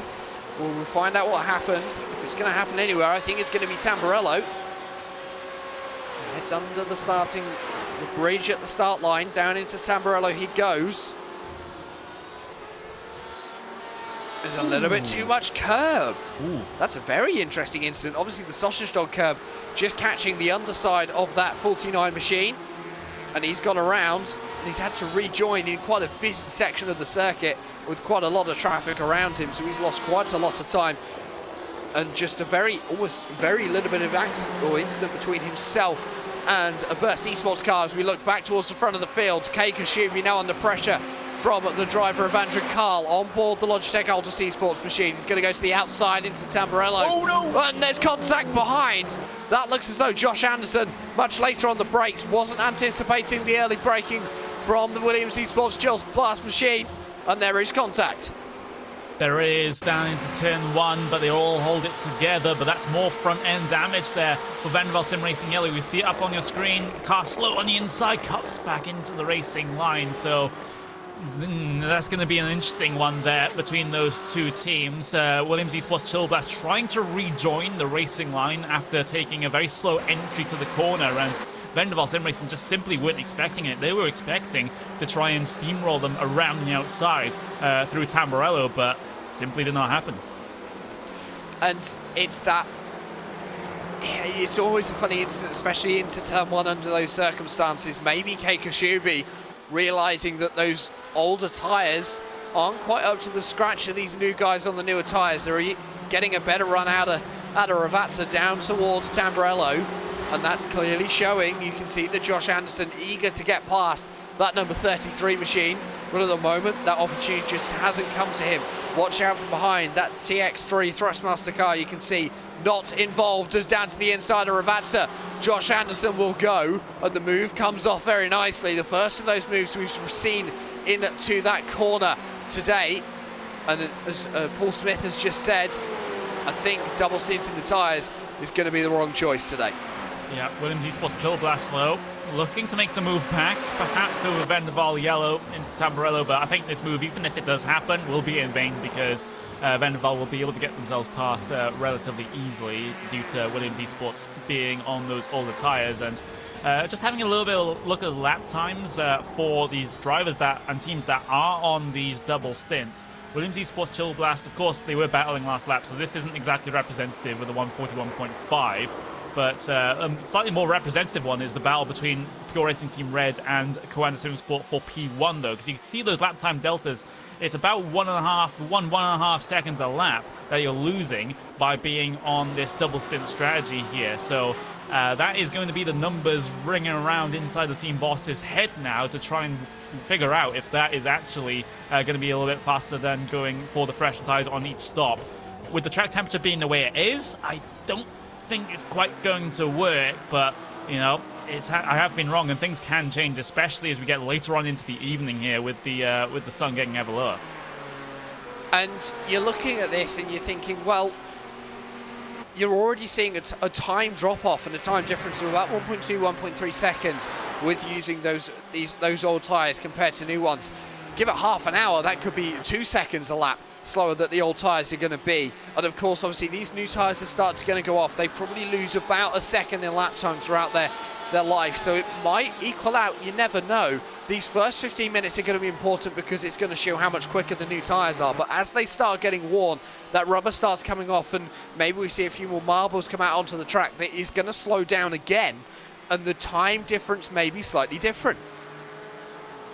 Yeah, so VRS Coanda Sim Sport number 81 still closing in on your race leader, Maximilian Benecke of Pure Racing Team Red. Of course, Pure Racing Team on the older tyres here, so if these guys getting into an altercation, then I don't know if Pure Racing Team have anything to try and defend it. It would be in their best interests to try and hold up VRS kind of Simsport as long as possible. They are fighting them in terms of a championship battle. Maybe not in the race here today, but in the point standings, then it would be beneficial for them to make Joshua Rogers' life hell here coming through this second stint. But of course, Jack, they have to do it within the scope of the iRacing Sporting Code. And I mean, there's not many people so far this season, especially in this championship, who have made Josh Rogers' life hell. He's had a pretty easy going so far. He's just been out the front leading. I think this is probably one of the first battles that he's ever had for the lead this far into a race because of this split strategy that we're seeing. But the gap already down to about half a second between the two. And we're going to see how much he closes up as they head into Tamburello. The driver from Max Benecke looked as though he had a good run on to this main straight, so maybe not losing too much time, but it's about 0.3 of a second as they head themselves into the first section of the track. But last time around, the driver of Josh Rogers was 1.5 seconds quicker than that of Max Benecke. Benecke did a lap time of 1 minute 40. Josh Rogers did a 38.5. Yeah. Great pace on the fresher tyres here for Coanda. Not deciding. Oh, he is deciding to go for the lunge into Tosa, using the tyre grip available to make that move work. Absolutely textbook there for Joshua Rogers. I would have thought he would have been a little bit more patient there, but obviously not wanting to lose too much time behind to that Pure Racing Team red car as Pure Racing Team looked for the move into Piratella, which is optimistic at best, but having a look at the replay, you can just see how those fresher tyres are benefiting Josh, and I think he would have been able to make this move on equal tyres as well with how good he is, but that's less of me fanboying. Yeah, the replay obviously up on your screen, riding on board with that number 81 machine. You can see just heading down into Tosa.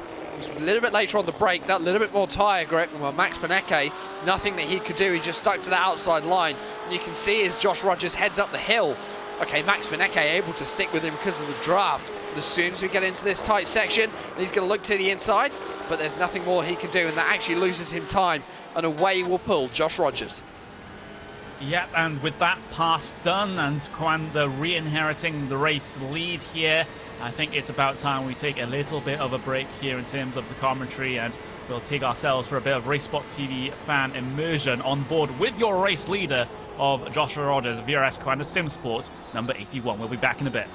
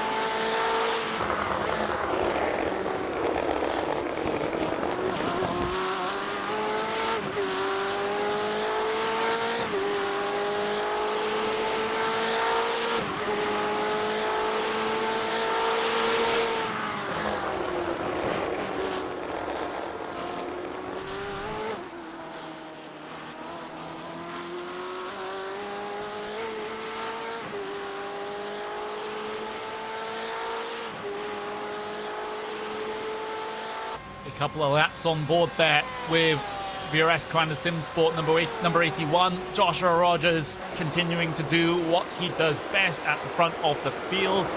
Is miles faster than, everyone else in this entire field so far. 138.5 that last time around, and well, that's a good couple of tenths of a second faster than everyone else was able to manage that last time around the racetrack. The Alpha P15 though, that's going to be Apex Racing Team versus the Coanda 18 car in this particular situation. Apex, Alex Simpson behind the wheel, so Team Boss going to be taking that car here for this second stint, and I would have guessed for the final stint as well.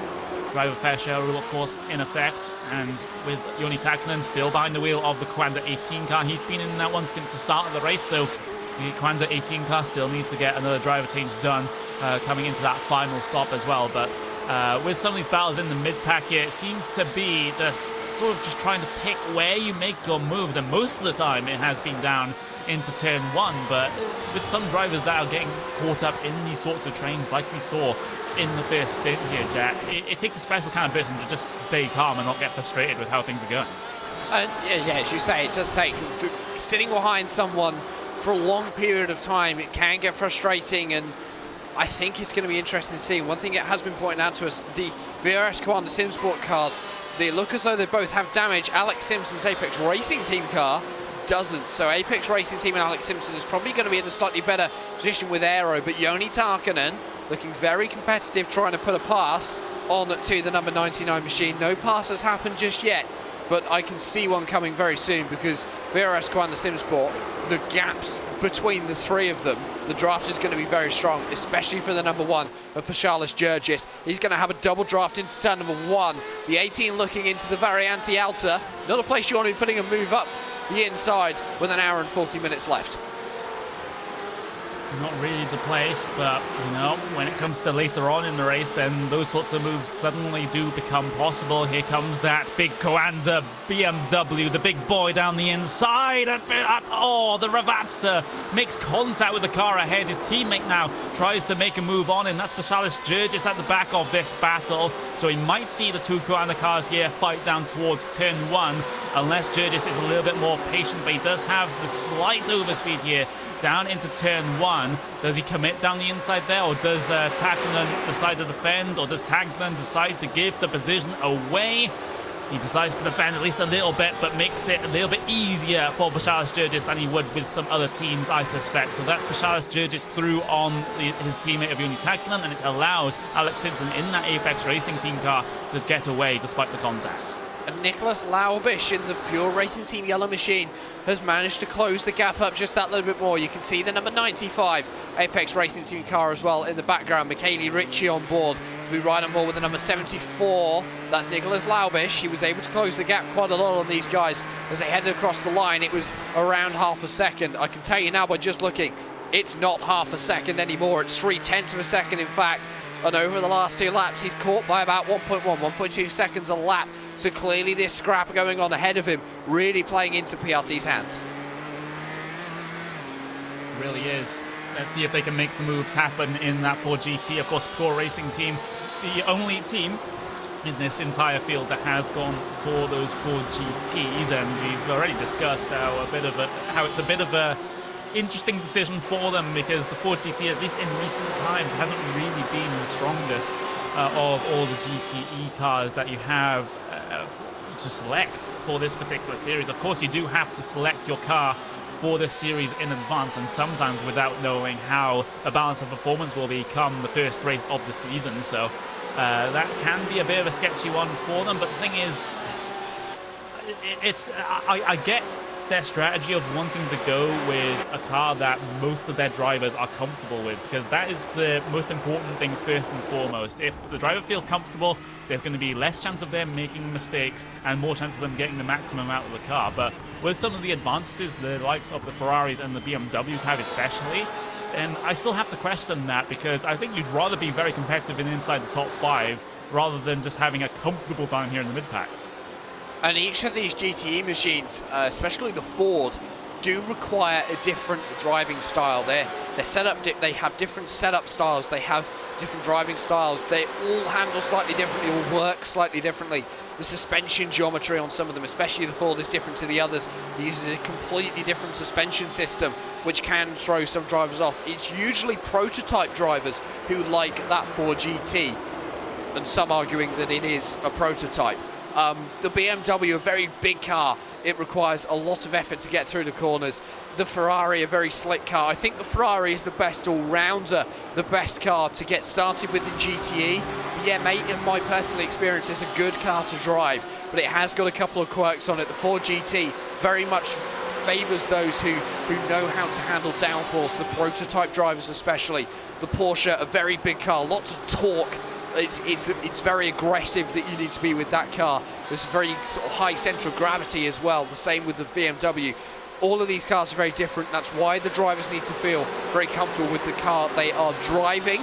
But of course also the people behind the setups of those cars need to know what they're doing. You put someone who set up a Ferrari with a Ford GT, they won't have a clue. Oh, here comes Coanda 1 inside line for Tamburello. Just a couple of cars in front of the one that we have on board with right now. There's Bashar just locked onto the back of Apex Racing Team. Now perhaps sensing move into Villeneuve Chicane, but as we've already discussed, that isn't really a move that you want to be taking this early on, so Bashar Sturgis will just stay in line. And this entire group of cars now, oh, there's the lunge from Pash, and oh, there's contact in the middle of the corner. We'll go 3 wide off of Tosa. That's going to be Apex Racing Team losing out majorly in this one. No fault of their own. Side by side between the two Coanda machines up towards Piratella. Now this is the opportunity for Pure to get themselves involved as well in their yellow car. Nicholas Laubich behind the wheel of the Ford GT trying to file their way through, and that's a bit of a naughty move there from Pash, I have to argue, into Tosa. And I thought the Ford was going to be able to get past the VRS Coanda Simsport car, but it wasn't going to happen. The door was shut. Replay up on your screens now, ladies and gentlemen. We ride on board with Paschalis Jurgis in the number 1. He's going to look to the inside, late on the brakes. Alex Simpson maybe didn't see him coming.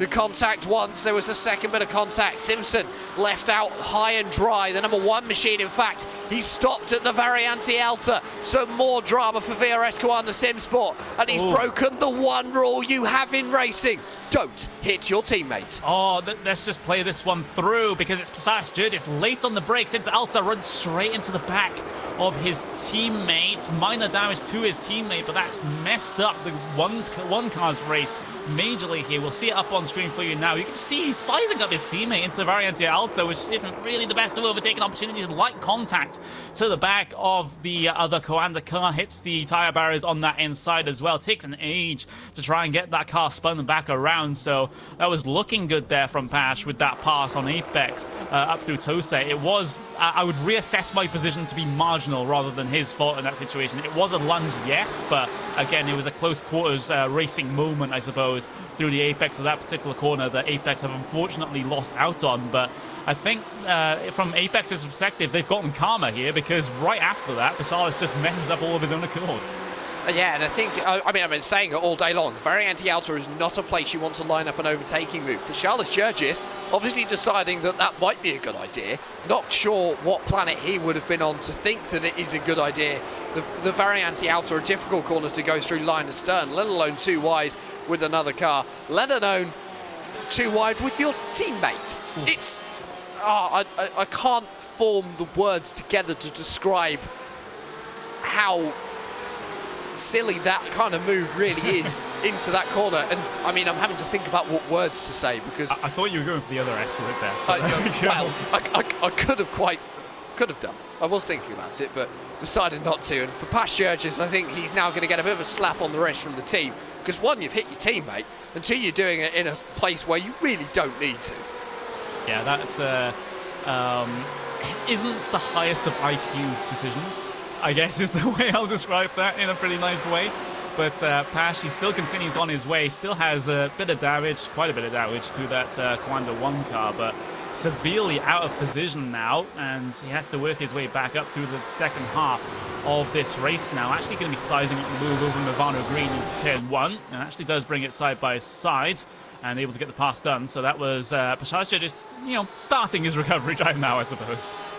Yeah, he's just slowly making his way back through the field, and I think it's going to be a case of over the next hour and a half or so, that is exactly what he's going to be doing. Still looking at this number 99 machine of Alex Simpson. Behind him is Team Redline Black. We haven't spoken about these guys too much today. Gregor Hutu's still at the wheel, so we haven't seen the second driver in that car just yet.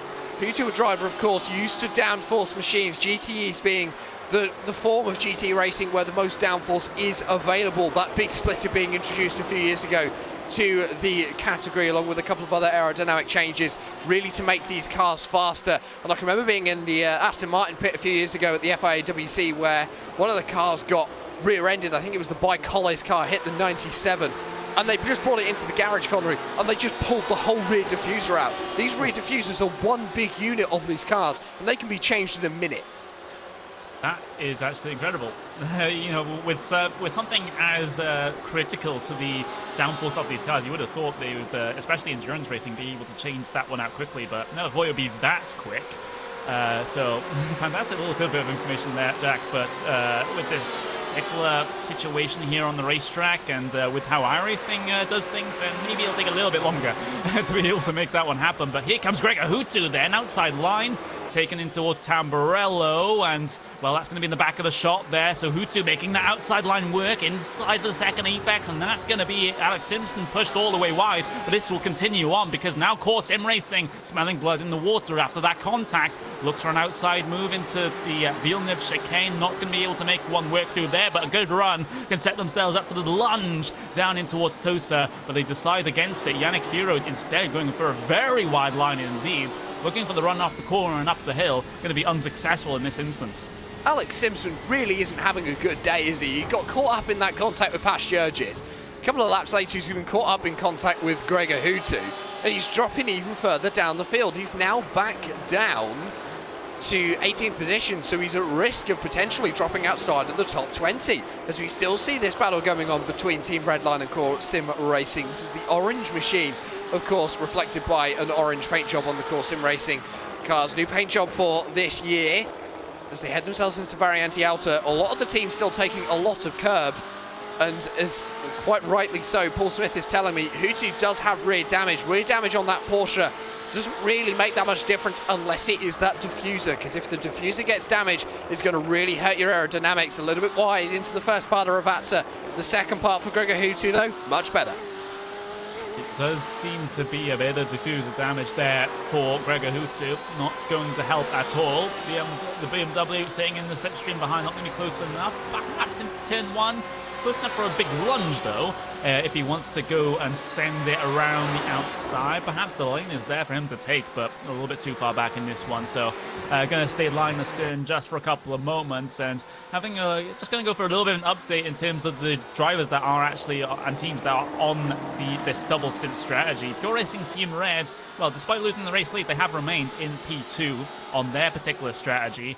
Williams Esports Chill Blast, they are currently in P8, so solidly inside the top 10 for them. But this is going to be the toughest part of the race here for these guys on double stint strategy. The second half of this second stint is going to be absolute hell as those tyres just run on rims.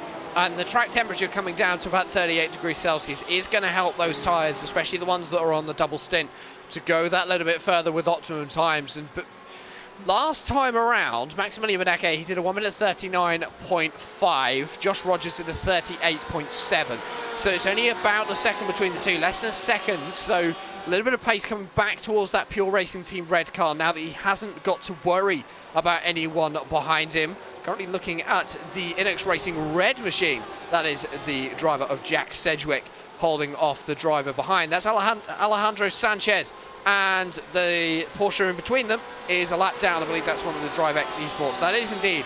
That's the Scalpers team of Salva Talent. But we're officially past the halfway point in this 3 hours of Imola here in the 2019 VRS GT iRacing World Championship. It's about time that we go and recap the race so far. Here are the top 8 up on your screen for you now. VRS Coanda Simsport, the number 81 car, leading from pretty much the start. They had the moment where they were in P2 thanks to a pit stop strategy call from Pure Racing Team, but they were able to dispose of them in rather rapid fashion. Gap of 11 seconds at the front of the field. Red Bull Racing Esports, though, decent run for them up into P3 right now, and with a comfortable buffer over the Coanda Simsport number 8 car. We've got in P5 Williams Esports Razor. We've got Logitech G Altus Esports down in P6 as well. Vendaval Sim Racing Yellow, after a good qualifying, they still remain inside of the top 8 cars here in P7. And we've got Williams Esports Chill Blast again, another one of those cars that is on the double stint strategy. Started way down the field in P30. They are currently in P8. And then, of course, you got the other couple of cars as well that we are keeping track of. Pure Racing Team Blue, P9. Vendaval Sim Racing Blue, P10 as well. We've also seen the likes of the Core Sim Racing Orange car back in the mid-pack, continuing on their sort of recovery drive after qualifying as well. And then further down, Apex Racing Team P20, they have been in the wars, and I don't put that lightly at all. Started P9, they are down into that P20, and with a bit of damage to that Apex BMW, it's going to be a tough race from this point forwards for them. And of course, that damage is going to affect them, as you say. The top 8 still looking very competitive as we head past this halfway stage in the event. Still a long way to go here at Imola.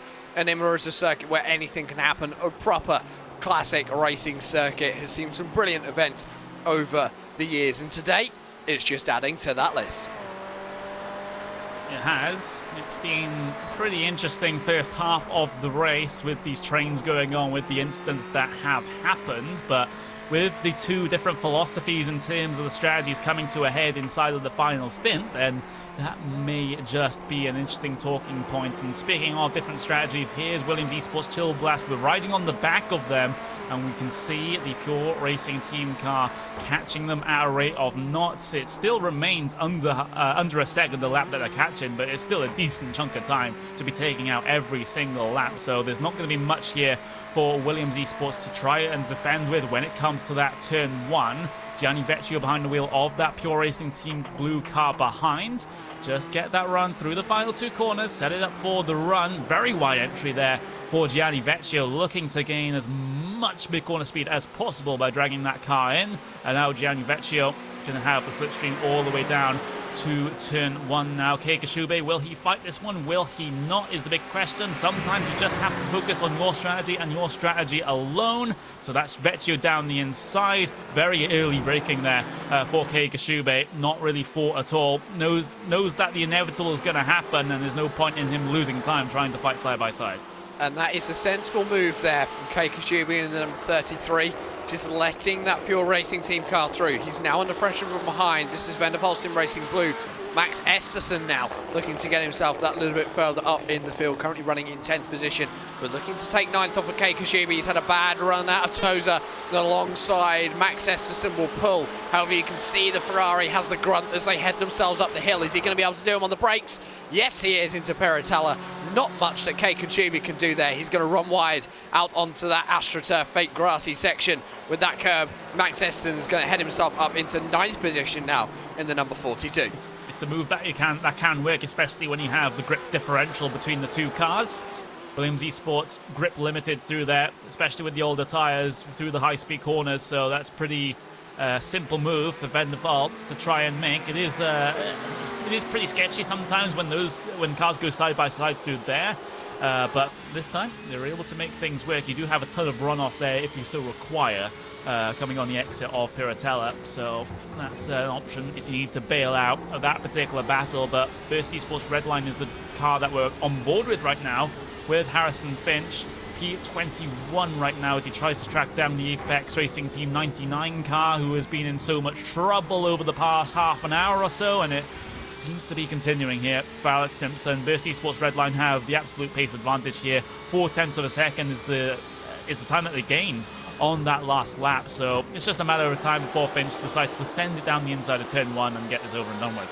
Well, as they hex out of Ravazza, a good exit for Harrison Finch could mean that he gets a good run, tucks up behind the number 99 BMW. Don't forget that BMW makes a big hole in the air just because of how huge it is. There's a reason why it's nicknamed the Big Boys. They head themselves across the start-finish line. The overspeed between the two is quite apparent to the outside. Harrison Finch will look heading down into Tamburello, but he's not far enough alongside to make a move happen. He's going to have to get out of the throttle through the chicane to make sure that he doesn't rear-end the driver of Alex Simpson, which allows Simpson to get a little bit of a better run out of Tamburello as they head themselves down towards Villeneuve. So for Harrison Finch, Not able to get it done on this lap, but he is looking competitive.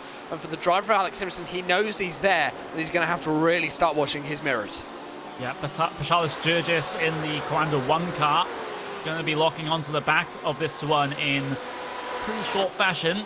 If these guys continue to have a little bit of a squabble, and Apex Racing Team doing a good job right now to try and keep that Burst Esports Redline car behind them, but I think this one ultimately is going to be in vain with the pace differential between these two cars.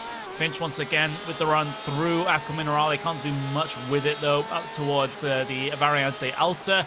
And Coanda Sim Sports, well, they've gained a bunch of time over these two, so we'll get involved in this battle in just a couple of moments' time.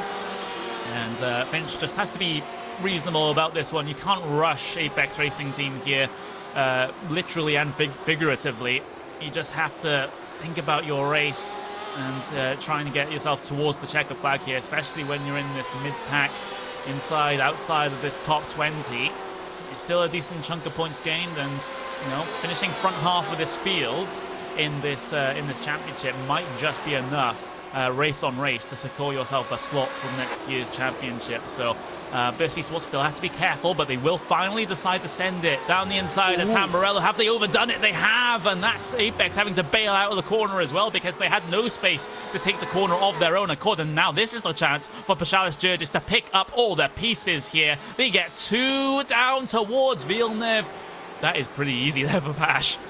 I believe there may have been slowdowns for the 2 cars ahead of him, so that helped Paschalis Jurgis get that move done, but it was very late on that number 99 machine, so it was very late, and actually he's going to say thank you. A bit of a weave, we're riding on board. Harrison Finch went very late.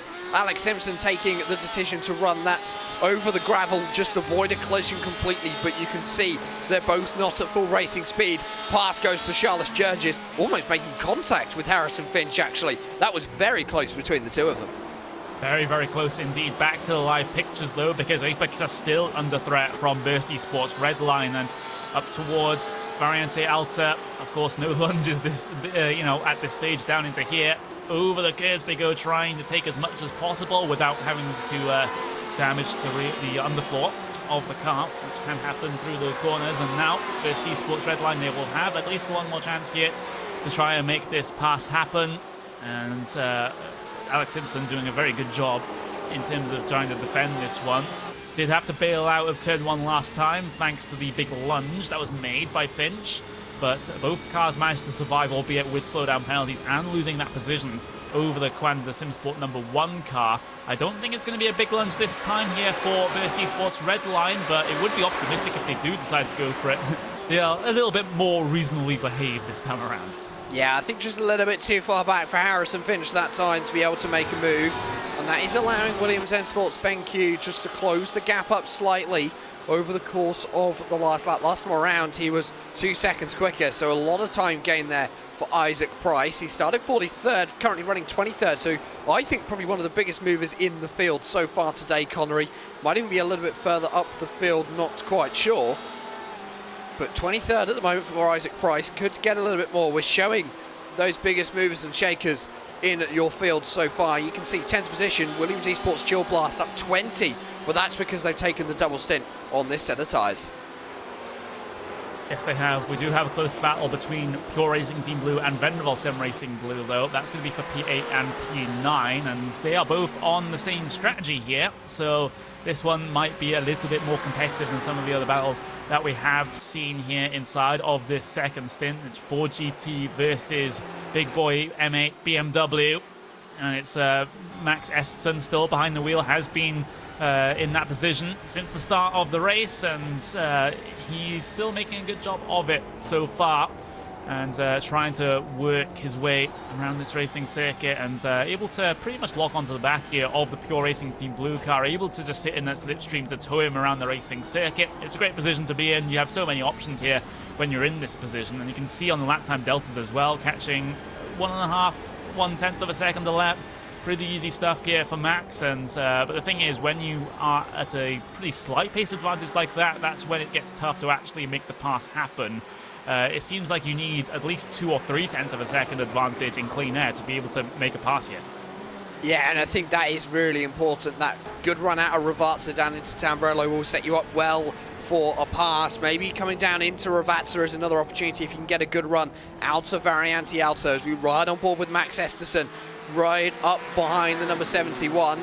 And he may have got a good run actually out of the Variante Alto, but I don't think he's going to be close enough as they head under the bridge and down the hill towards Ravazza. He's going to be close enough to make a move. You really do need to be tucked up behind the car behind to be able to make any move into this section of the course. Possible, but a good run out of here, a long run in the draft, it will help you. And getting these passes done here at Imola, there's not many opportunities, as we keep saying over and over today here in this broadcast. But it's going to be important heading forward. Less than an hour and 20 minutes remaining in this race now. It's all going to be about who can pull off the moves when they matter, because as you head towards those final stages, you want to be the car ahead when you cross the line, not going on to the last lap. And especially if we've got a tight battle for second or third position, being in that position going on to the last lap doesn't mean that you'll be there come the end of it. It doesn't, so you just have to calculate your moves here and there based on your own strategy, based on the context of the entire situation. Max Esterson continuing on his way, trying to work on that gap to the car ahead. Just to have a little bit of an update to the battle just outside the top 20, because they're going side by side right now, are Apex and Burst Esports, and that's Burst able to make their way through. That's one of the Williams Esports cars deciding to capitalize on the opportunity as well. So Williams Esports Benke have gained the position here, same as Burst Esports Redline. Here's the replay of them side by side into Tamburello, a bit of door contact in the middle of the corner, and that's Williams Esports going, thank you, I'll take this position as well. Yes, Isaac Bright making the best of any situation that he is able to come across. He's kind of broken up that battle just that little bit, but I think it was always going to happen at some point. So Alex Simpson now losing more positions, and his day goes from bad to worse. And I daren't say it, but he doesn't seem to have a lot of luck. I seem to remember him in the latter stages of the race at Suzuki. He was struggling just a little bit. We're looking forward. That's Freddie Rasmussen dealing with some traffic. I genuinely thought he was going for a move for position then, but then I saw on my timing screens that that was not the case. So we're looking back towards the front of the field now. Freddie Rasmussen has been gaining on Maximilian Beneke. The gap is now down to around 2.5 seconds. Yeah, Freddie Rasmussen dealing with a little bit of damage to that car. Front left is seeming to be a bit of a problem for him. You can actually see on that roof view that that left-hand side of the car is shoved in quite a bit, and actually from my view I can actually see a part of that front left wheel is exposed to the air, so that is in no way ideal for Red Bull Racing Esports. I have to wonder where they actually picked that one up, because I don't think they've been carrying it for the last couple of, I guess, the last half an hour or so. So it must have been pretty recent that they picked that one up. But still, they're still continuing on their way and still have a good deal of pace behind the wheel of that, albeit damaged, Red Bull Racing Esports car. It is going faster than most of their cars on the same strategy behind them.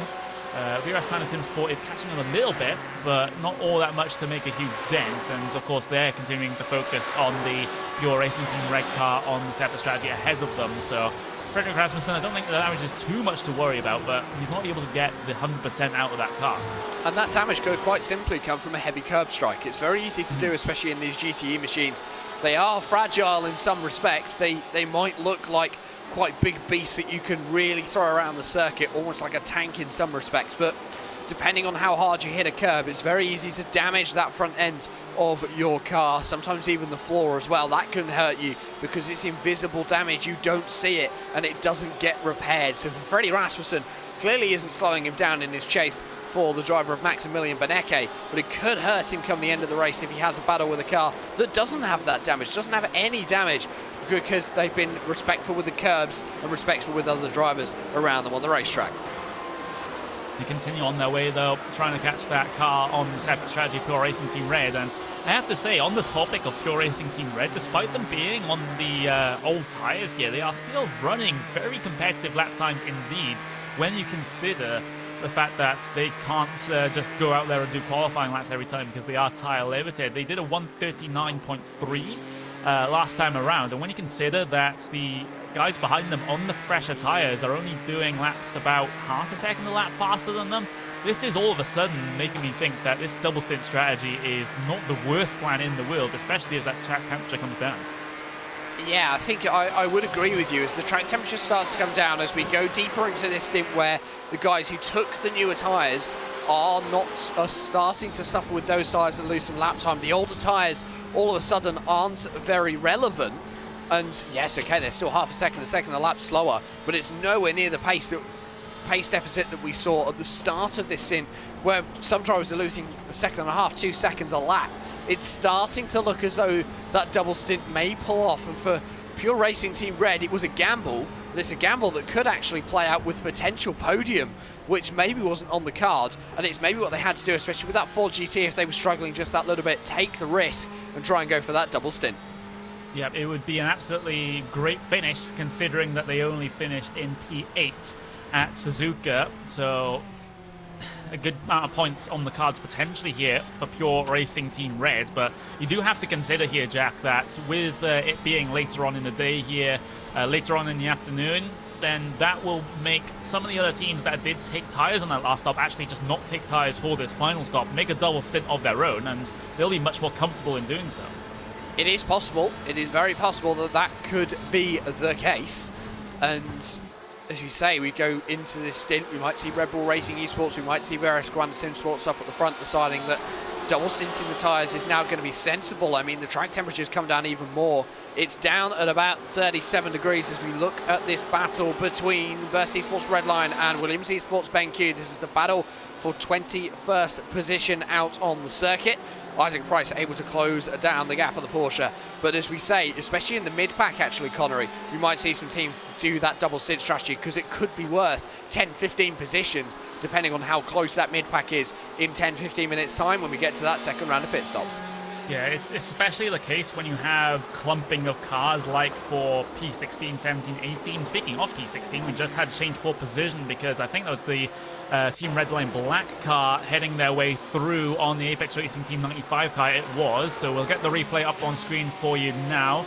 Through Acqua Minerale, it's going to be a move up towards the Variante Alta. Well, it's going to be the exit of the Acqua Minerale, and it's completed on the brakes up towards Variante Alta. So that was a position gifted away there as far as Michele Ricci is concerned behind the wheel of that Apex car.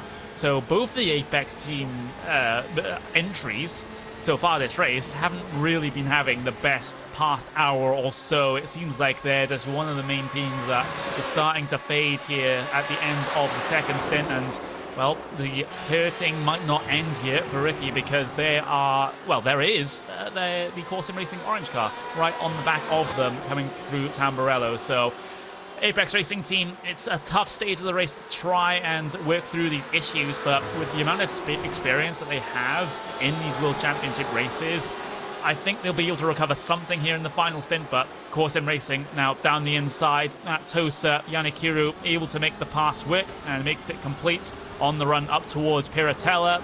Michele Ricci maybe trying to fight back here up towards that fast left-hander. No, he's just going to back out of it. He knows the state of that car is not in any fit state to be fighting, and lets the Corsim Racing car go. I think that's a reasonable decision. Yeah, I agree. A sensible decision taken there by Michele Ricci as we put our eyes back forward to this battle for second position between Maximilian Benecke and Frederick Rasmussen.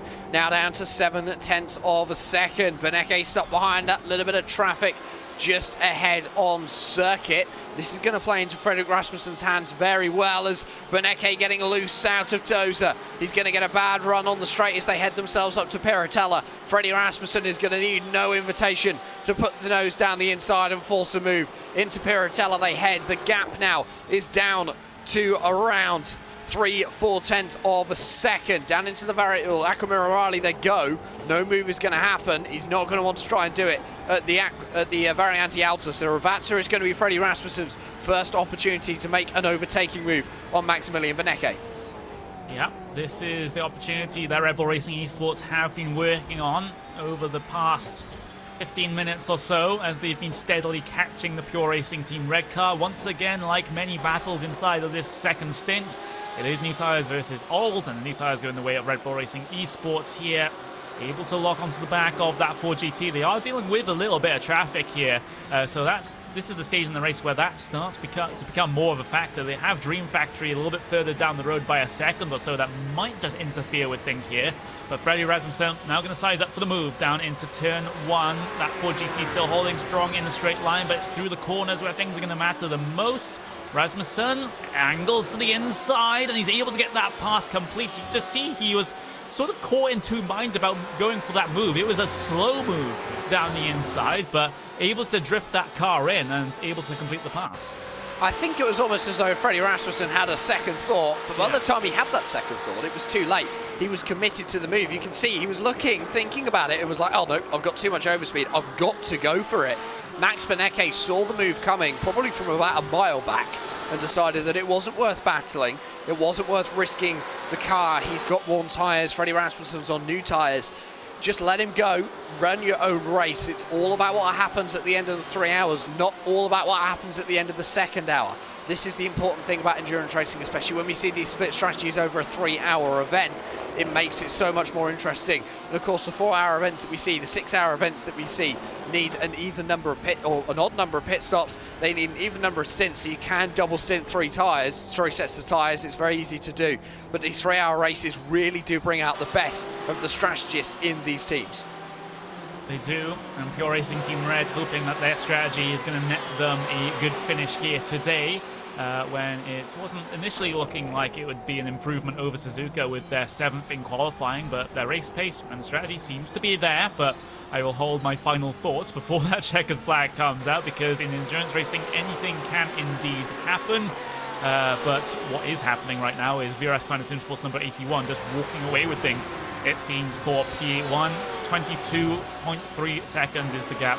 Last time across the line, Joshua Rogers still behind the wheel of that dominant 81 Coanda car. And there's no shortage of talent to put behind that wheel either. We've been, sort of putting all the attention on Joshua Rogers and how well he's done, not just in this series, but in the Porsche Esports Super Cup as well, which is the sprint iRacing World Championship here on the road side of things. You have Martin Kroenke ready to get back behind the wheel, and of course multiple time champion here in the World Championship Series, at least on the open wheel side of things, is not too shabby when it comes to these GT cars either. So he's going to be the anchor driver for the end of the race. He knows how to just get to the checkered flag. He's had to do it so many times when he's been in race leading positions in the iRacing World Championship, and it's going to be no different here.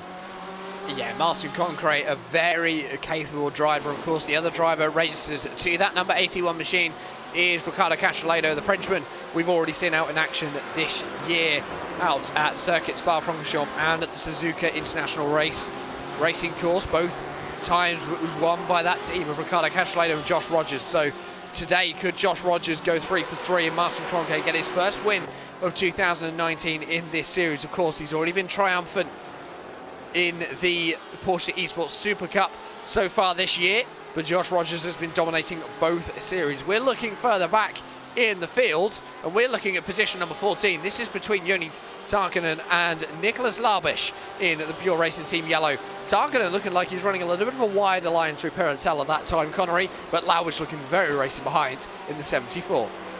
Yeah, very aggressive indeed.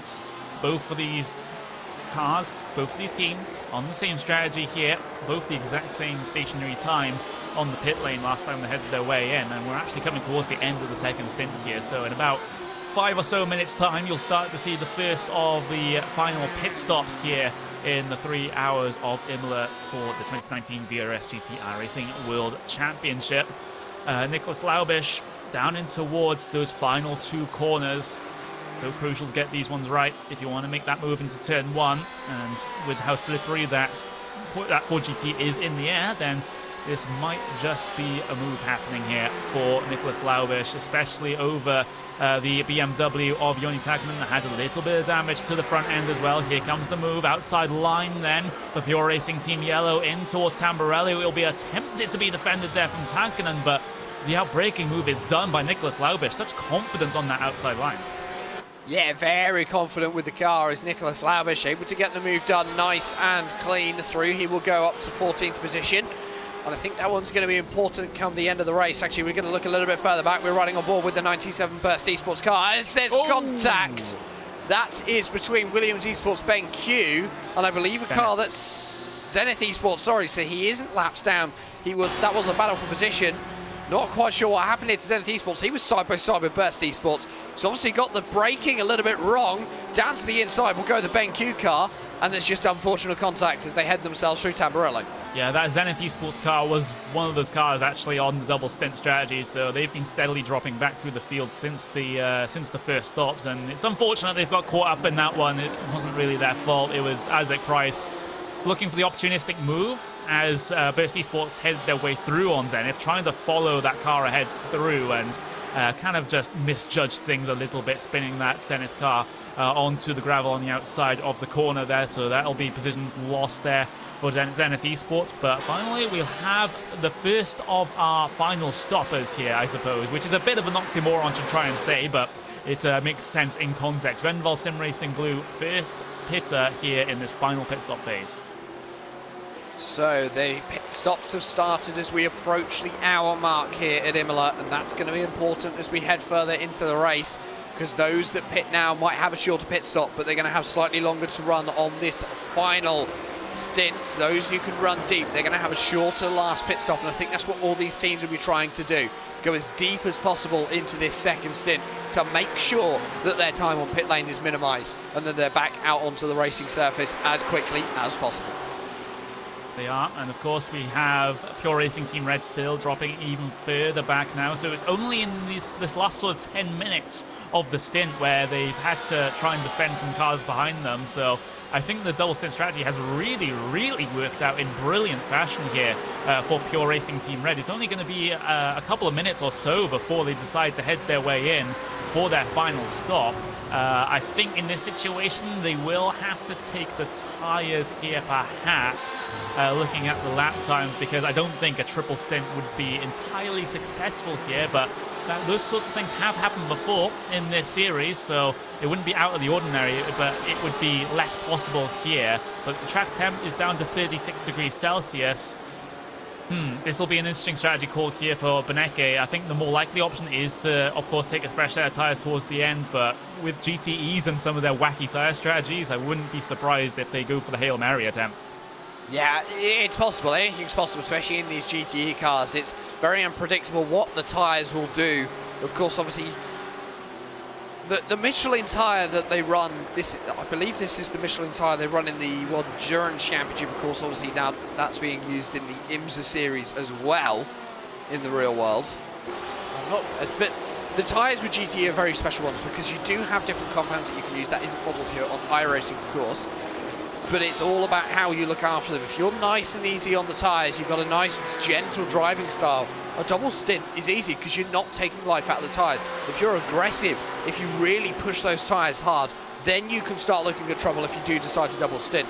The track temperature now is down to around 35 degrees Celsius, so it's looking like it's going to be even easier to double stint those tyres in this final section of the race. We see Freddie Rasmussen onto pit lane. We see Maximilian Beneke onto pit lane. They're all coming in at the hour mark. VRS Commander Simsport doing what they did last time and going as deep as possible. Yeah, we'll have to take a driver change for a lot of these teams heading their way down onto pit lane. Fredrik Rasmussen will have to make way for another driver in this situation. I'm just having a look to see who else is connected to the server. It will be Sebastian Job getting behind the wheel of that Red Bull Racing esports car to finish off the final hour of this race. Niels Koos has brought it in as well for Williams Esports Razor. That just parks in front of frame there. Sebastian Job gets in that Red Bull Racing esports car. There's Vendaval Sim Racing Yellow. Going to have a driver change as well, as Joshua Anderson has been in that car since the start of the race. They will decide to put the driver of Alex Simonich behind the wheel of that one. Jamie Fluke also in for Apex Racing Team 99, and that's actually him coming off of the pit lane, so he gets behind the wheel of that Apex Racing Team number 99 car. Still long stops here for the rest of your fields. Looks like it's going to be no tyre call for Williams Esports Razor. Same with Pure Racing Team Blue, perhaps. We're still waiting for them to get themselves off of their jacks here, or rather off of their pit stall, to see exactly what the decision has been here for a lot of these teams, but I know for sure Williams Esports Razor hasn't taken tires. Same with Vanderbilt Sim Racing Yellow, they've forgone the tires in this sort of situation as well. Pure Racing Team Blue, that's going to be no tires for them, but those that have taken tires will be Rebel Racing Esports, interestingly enough. Pure Racing Team Red, I think that one basically their hand was forced in that sort of situation due to being on the double stint a little bit earlier on, not able to successfully triple stint. So as the rest of these pit stops file through, we'll start to get a little bit of a clearer picture of how things are going to turn out for the end of this race. And as we see, that looks as though the Logitech G Altus Esports car is on to pit lane. The double stinting is now becoming very apparent. Everyone deciding to do it late in the race, probably a much more sensible decision. But for those guys who did the double stint early, it means they're now on the new tyres. Everyone else is now on the old tyres, and this is now where they have a chance to make up time, to make up ground on those ahead of them, and really make a dent in some people's races. This is where it now gets exciting. Although the track temperatures come down, it's not going to be as hard on those older tyres. The newer tyres are still going to be far better as we approach the end of this race.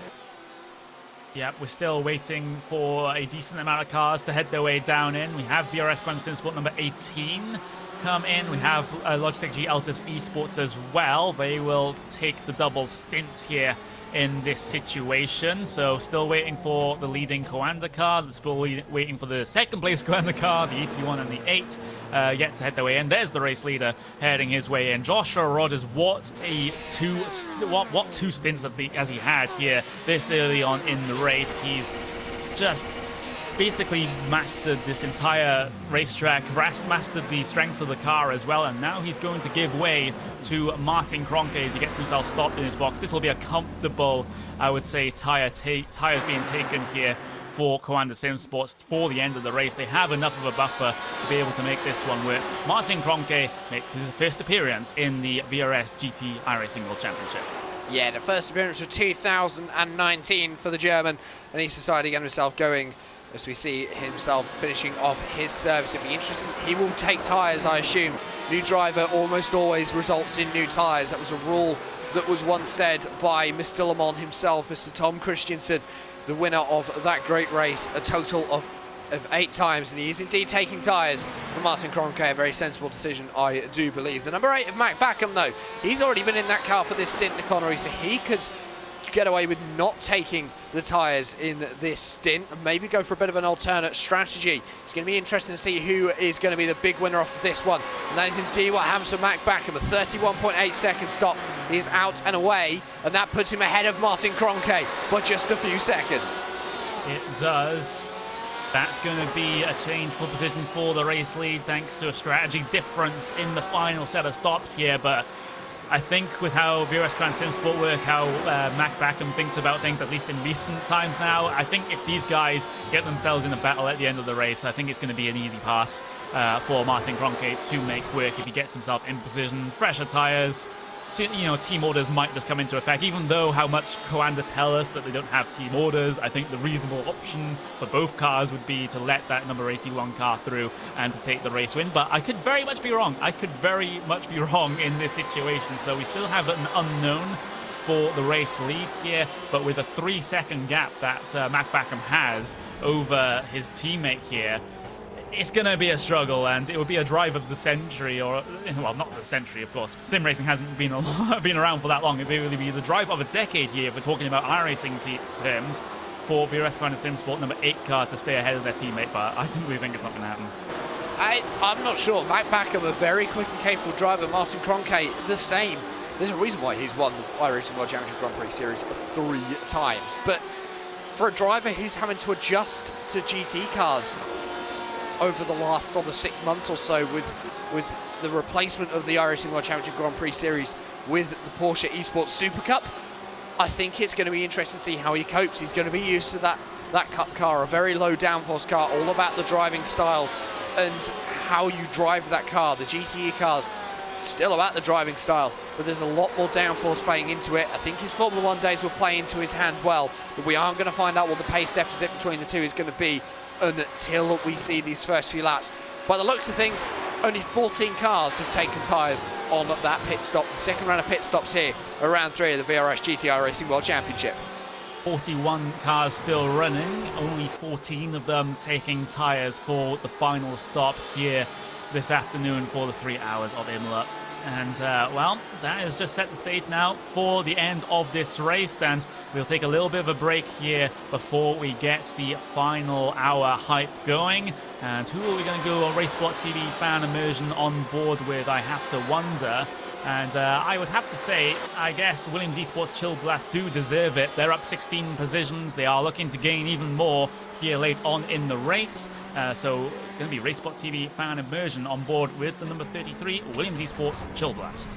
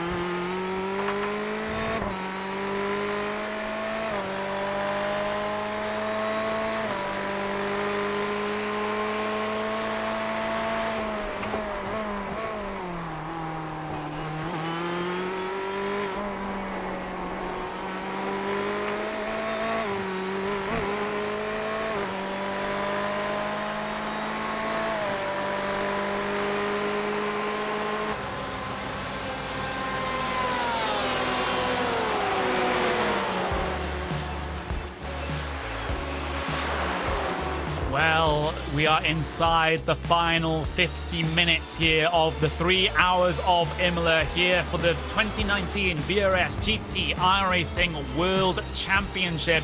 It has been an interesting race in terms of the strategies here today. A couple of teams going for the double stint early on and try and make up positions that way, and the rest of them going for the double stint late on in the race. So two different clashes in styles here, but which one will work out the best? well, we do have a battle for the race lead going to happen in just a couple of laps' time, I suspect, with the two VRS Quanta SimSport cars being very, very close indeed. But that 81 car, the car second in line, is going to be the car with the fresher tires chasing your race leaders down. Further back, we have other storylines as well. Williams Esports Razor up into P3 as it stands with Logitech G Altus Esports. A very respectable P4 for them, but can they hold on, especially when Red Bull Racing Esports behind them are on the fresher tires and, as I speak, have completed the pass over Benderval Sim Racing Yellow. So Sebastian Job really wheeling that car around for the final 50 minutes of this event. He's going to be the biggest mover, I think, inside of this final hour, but Jack. Yeah, and I think for Sebastian Job, he's getting in that car 2 hours down with just 50 minutes to go now in this event. He's going to want to try and get as many positions as humanly possible. Of course, just over 10 seconds to that Logitech G Altus Esports car ahead, but it's that we've seen that gap already come down in the form of Maximilian Benecke when he fell back through the field in that first stint. It's not impossible for Sebastian Job. He does have a bit of a mountain to climb to be able to get himself up there, but if he can, he's got a good shot at the podium today. Very good shot indeed, and well, let's just see in the next about 45 minutes if that will happen. Just having a little bit of a look at the lap times, in fact, because Martin Kroenke in that number 81 car, what was previously race leading 81 car, at least for the vast majority of this race, the 8 car has gotten ahead in terms of the strategy here.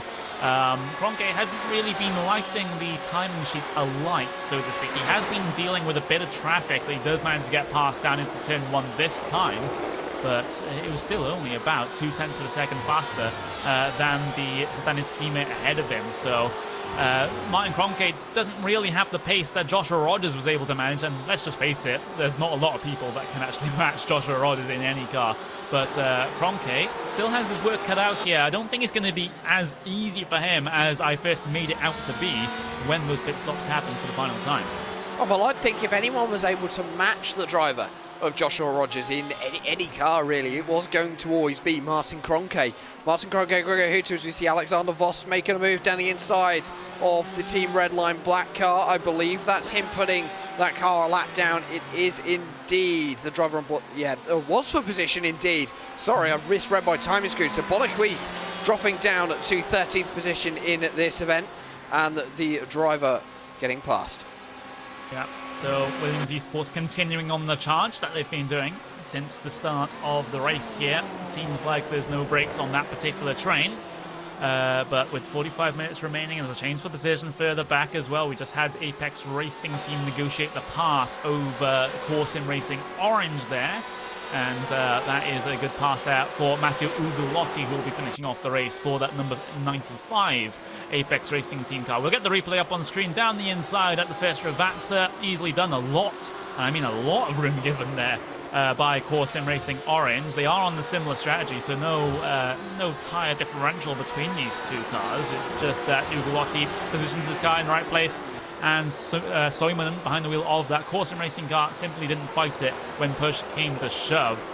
So that's the situation there in that mid-pack. We still have Inex and Versi Sports Black that are getting pretty close, just ahead of the battle I was just talking about. Simicu Binex Racing Reds, they pulled away over that last lap by a couple of tenths of a second, but Kazuki Umeshima in that Versi Sports Black car still keeping himself in contention here in terms of the slipstream. Matteo Ugolotti, of course, obviously the driver who started that 95 machine, handed it over to Michele Ricci in the second stint, has got back behind the wheel to finish off this race. Of course, Michele Constantini getting his first run last time out. They're obviously deciding that they're going to actually alternate the driving crews between Michele Ricci and Michele Constantini in that number 95, depending on which round they're going to be at. And I think that's a sensible decision. Looking forward in the field, this is the battle for 6th position. Alex Simonik in the Vendaval Sim Racing yellow car, Maximilian Venig in the Pure Racing Team red car. I believe the 72 car is on new tyres. They are indeed. I believe that the Vendaval Sim Racing yellow car are on old tyres. They're going for the double stint, so expect Maximilian Venig to get past pretty easily actually on those new tyres, that fresher rubber. Yeah, really going to be working in his favour there, so this will have to be a pretty great defence for Simonic to try and hold on to position here with the lap time deficit that he has right now. Pure Racing team, they gained about a second on that last lap alone. So Vernig gonna, hopefully for him at least, for him and his team, gonna have a pretty easy pass over the BMW ahead of him. But have been wrong before, especially at this racetrack where it's pretty easy to try and defend moves down into turn 1 if you get the good launch off of the final corner, but that simply hasn't happened here for Van der Waal. This will be a draft pass here for Maximilian Vernig.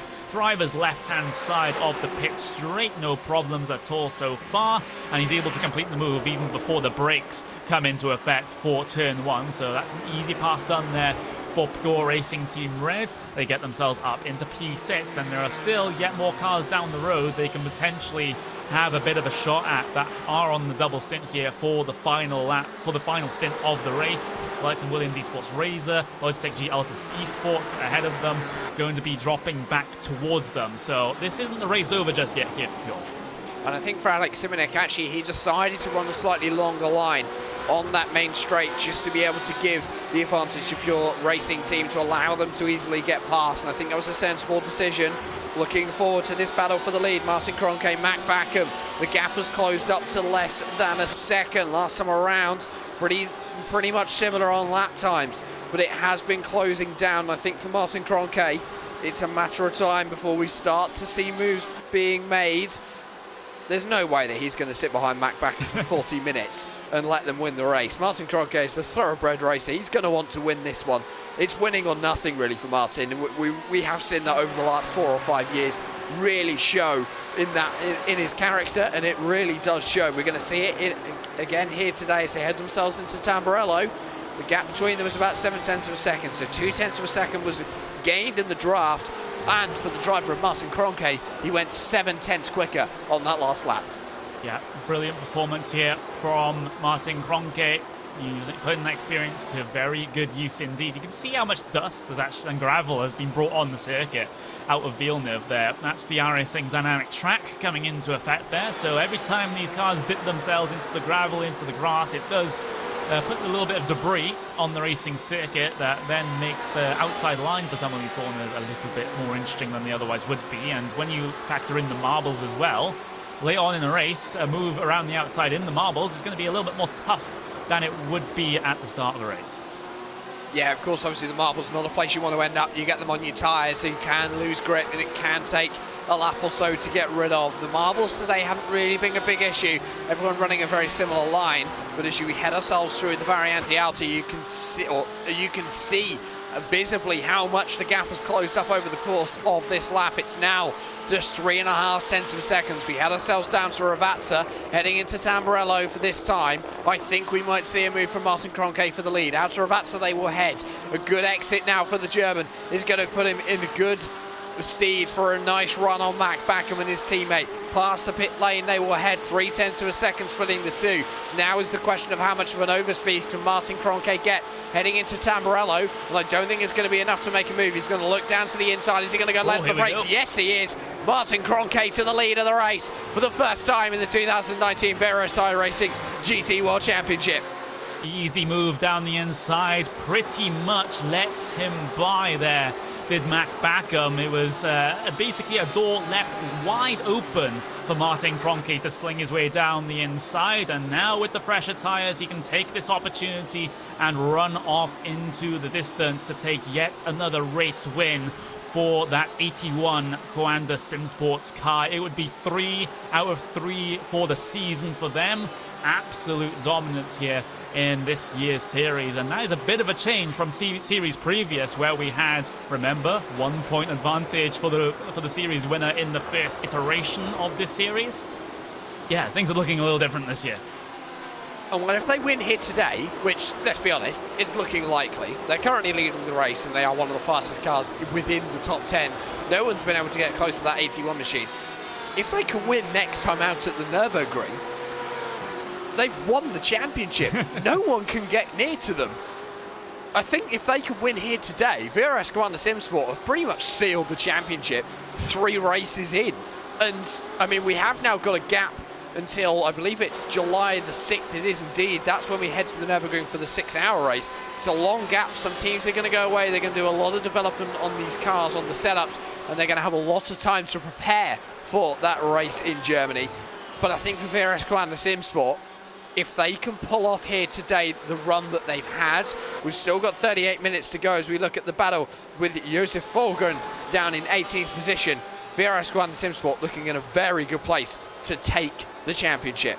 Yeah, Michael Partington outside for Villeneuve, loses the position to both Simicube NX Racing Red and Apex Racing Team in sort of the same sequence of corners there. That hasn't really been the most ideal start to the lap there for Thrustmaster Movano, but the thing is they are on the double stint strategy here for the final portion of the race, and those two cars that have passed them have the fresher rubber. Same with Corsim Racing Orange, who are next on the list to try to pass them here, not into down into Aqua Minerale. So Thrustmaster Movano Green are in a very similar situation to a lot of teams out there that are taking this final double stint where they are just on the defensive. They are not looking to gain positions here, they're just looking to keep everyone behind them. Yeah, and I think it's that not wanting to gain positions for some of these teams, which is very important. They're deciding that pushing now to try and go forwards in the field isn't worth it, and just holding on to the positions is going to be a better use of their time, better use of their tyre life, and especially if they're going for the double stint. That is going to be important. Michael Partington really pushing that number 49 machine, and that is very clearly showing. A very grubby front end as well. Clearly had a couple of trips through the gravel trap for that Thrustmaster Movano car. Yeah, Ugolotti for the Apex Racing Team car, that second in line, did have a bit of a look coming up towards the Ravazza section, and now he'll have another look down the inside at Tamburello. Has Ugolotti overcooked it? He hasn't. He's able to make the corner be slow through the apexes, and now Fulgren for Inex can make his way back by perhaps look for a move into Villeneuve. It's late enough in the race where he can make this one happen, but not going to go for it is Inex, and now Movano at risk of losing more positions right at the back of this shot, as well as Corsim Racing Orange decide to send it down the inside of Tosa. Careful with contact coming through the middle of the corner. Corsim Racing Orange trying to make the fresher tyres work, but they're not able to complete the move just yet. Do they lunge down the inside at Piratella is the big issue? No, they won't, so they'll bide their time for now and look for an opportunity elsewhere.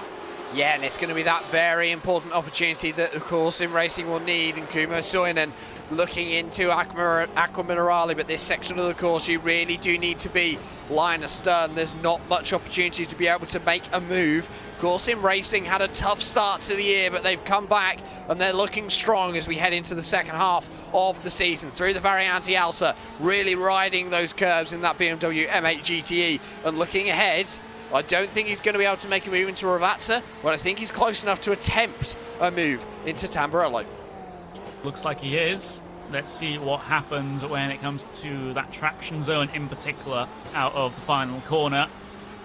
He just needs to keep himself close enough, and he can size up for the move into turn one. I think it'll be a little bit easier for him this time than it has been on previous occasions. Still pretty far way back, but thanks to the pressure rubber, you can be a little bit later on the brakes, can take the corner a little bit tighter, but actually won't decide to go for it this time. So Soimanen being very passive here in the final stint of the race. I do have to question that a little bit, but you know, it's some different philosophies that teams and drivers take to these sorts of races. Some of them tend to be a little bit more conservative, make sure they can get to the end of the race, and some just decide to go balls to the wall and try to go for every pass that shows up on their radar.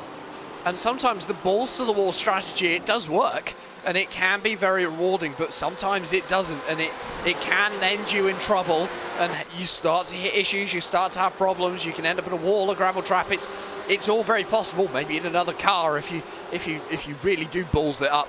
But I think for Corsim Racing, they're going I don't think they're going balls to the wall, because I think otherwise you would have seen a move made by now. I wonder whether they're just sitting there assessing the situation. I mean, they're currently sat in 21st position. Of course, moving them up into 20th would be a few more points, but it's a case of do they need it for the championship? Not quite sure at this stage. Kumo Suonen looking very, very comfortable there in 21st position. Yeah, still comfortable. Cordo still looking for the position as we'll cut to a battle involving one of the pure racing team cars here. This is the MSI esports machine. This is the battle for P10 out there on track. Alejandro Sanchez looking to try to defend here from that pure racing team yellow car. Both these cars having taken the double stints on the last stop, so both equal in terms of the strategy here, you would have thought. Meanwhile, there's a little bit of news on your race leaders here because Beckham actually hasn't dropped all that far back off the race-leading VRS Coanda SimSport car, and currently they're embroiled in a little bit of traffic here, which has been slowing them down over the past couple of laps or so. It seems to be a bit of a struggle for them to negotiate all this traffic, but the thing is, with the amount of buffer that they have all the way back to P3, on the order of about 10 or 11 seconds right now, I think they can afford to take their time here with the traffic instead of having to rush with the blue flags. Sorry. Yeah, I definitely do agree. I think for Mac Backham and for Martin Cronke's managed to get back in front, so he's probably not pushing that car as hard, just wanting to deal with the traffic, make sure that he gets through safely. Of course, obviously 10 seconds for those guys back to Williams Esports Razor and Niels Koch, but Niels Koch has got to deal with exactly the same thing. All of them are in a very traffic-heavy section of the course, and there's a lot of cars around them. They can't go battling for positions when they're trying to get through. Pure Racing Team Yellow, outside move into Tamburello over MSI Esports. Not able to complete it this time, but that's a statement of intent there from Nicholas Laubis, trying to challenge the Spaniards ahead of him, but not going to be successful this time. And the longer they leave this, the more that Williams Esports Chill Blast car behind them becomes a factor on the fresher tires of the two of them as well. And look at that, he's already locked onto the back of these two. So Pure Racing Team Yellow have to be a little bit careful with how they negotiate this one. Same with Williams Esports Chill Blast. If you're on the fresher tires here, you just wait and stick behind these guys, wait for them to settle their differences, or do you just get yourself stuck in immediately? Honestly, I think at this stage of the race, with half an hour to go, get yourself stuck in. Williams Esports Chill Blast and Alexander Voss, they know that they've got pace, they know that these guys are going to be holding up ahead of them. So why not just go for it, make a pass, or make an attempt at one? There's two ways that it will go. It'll be a successful pass, or it'll be a failed pass. If it's a failed pass, well, you either stay on the black stuff, or you end up at a wall. One of the two. It's you take your chances at this stage of the race. If it was an hour ago, I'd probably say no, you don't want to. But at this stage, go for it. There is nothing stopping you throwing down the inside. We haven't got any more pit stops. This is the final run now to the checkered flag. All stacked up nose to tail coming through the final corner. So Alexander Voss, Williams Esports will have the double draft, the double toe down the very long pit straight here at Imola. Could size up for a move perhaps into turn one, but same could be said for Pure Racing Team Yellow. They'll look for an outside move, well, a gesture of one into turn one, but MSI Esports just parked in the middle of the racing circuit there. Pure Racing Team Yellow have to back out of the move and continue to try and ham the back of the Porsche ahead of them.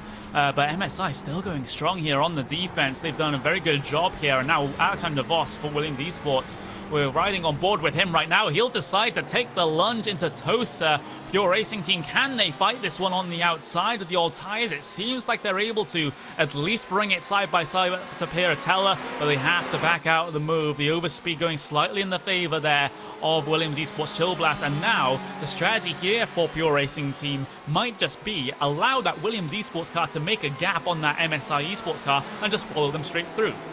Yeah, and it's going to be that gap which they are going to need. The strategy currently from MSI Esports reminds me of a certain Premiership football club in the UK who are famous for defending by just parking themselves in the middle of a football pitch. Seems to be what MSI Esports are currently doing with their strategies. Park themselves in the middle of the track. No one can get round them because going to the inside is going to be too dangerous. Going to the outside is too dangerous. It's a very clever way of defending, but it's also a way that will hold up as we see Chill Blast, the Williams Esports Chill Blast machine, really close up to the back of the MSI Esports blue car. They've got a good run out of Ravazza. This is now what's going to be important. Where does the MSI Esports car go as they head themselves down the main straight? And where can Alexander Voss place himself as they head themselves into Tamburello? He's going to head himself down to the inside. Not much of a defense from Alejandro Sanchez this time. Before the braking zone, the move is done, but MSI coming back on the inside with a little bit of an undercut. And then Nicholas Laubish looking as well. So we nearly had three wide almost into Tamburello. But Williams Esports Chill Blast getting the move done on MSI Esports for 10th position. The plan hasn't exactly worked out here for Pure Racing Team. They weren't able to follow Williams close enough coming out the final corner to also file their way through when it comes to turn one. So they'll have to do this one all on their own now. from this point forward with no assistance from Williams Esports, so that makes it a little bit tougher for Nicholas Laubish to make this pass happen. So, you know, it was a good bet trying to file in behind that Williams Esports car, but, you know, as with many times here in racing, things don't exactly work in your favor a lot of the time, so your racing team have to do it as a solo car effort in this sort of situation, and let's see how that one works out for them. We do have battles further forward though. That's going to be between the Vanderbilt Sim Racing yellow car and the Pure Racing Team blue car that are starting to get a bit of a, well, getting cozy, I should say, out there on the racetrack into turn one. Pure Racing Team blue starting to make that gap look a little bit less frightening, and they actually gained about half a second on that last lap. And when you consider these guys are on the same strategy, that's not ideal for Venval Yellow. And then also just after the pit stops, we talked about Rebel Racing Esports and Logitech G Altus Esports being separated by about 11-12 seconds at the end of that round of pit stops. Well, a little bit of update on that gap as well between the two. It's now 2.8 seconds and closing quite quickly as we still look at this battle between Venval Sim Racing Yellow and Pure Team Racing Blue. Gianni Riccio in that Ford GT has taken over and is doing a great job up at the front of the field. It just looks as though Maximilian Venegas dropped down the order just that little bit. The 71 is now the car for Pure Racing Team, which is going to be looking as though it's going to be finished the highest in the standings. Venval Sim Racing Yellow and Alex Simonek had a brilliant race today, starting in second. They're currently running in seventh, so they aren't as high as they started, but they've had a good run so far. They have a very good run indeed.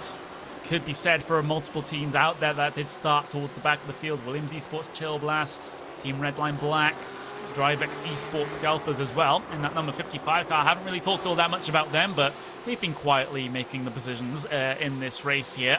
But with this battle up on the screen, Gianni Vecchio, Pure Racing Team Blue, in the position now to go for a lunge over Venval Sim Racing Yellow. Here comes Vecchio then, inside line, wide line being taken there by Alex Simonek, giving him a ton of space on the inside and just refuses to fight it.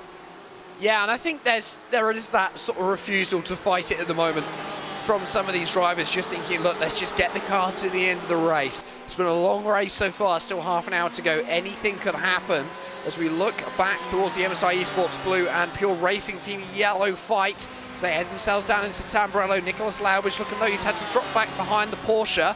Anything can happen as they head themselves into turn one. He looks at the outside. I don't think he's going to be far enough alongside. He isn't. So Alejandro Sanchez holding on to the position. This is a very different strategy as to what we just saw with the Venval Sim Racing Yellow. These guys are definitely going balls to the wall. Venval Sim Racing Yellow are definitely going for a more conservative strategy, getting themselves to the end of the race. MSI still parked on the front of that 4GT. No lunge this time into Tosa for Laubish, so takes the normal line coming up the hill through that hairpin.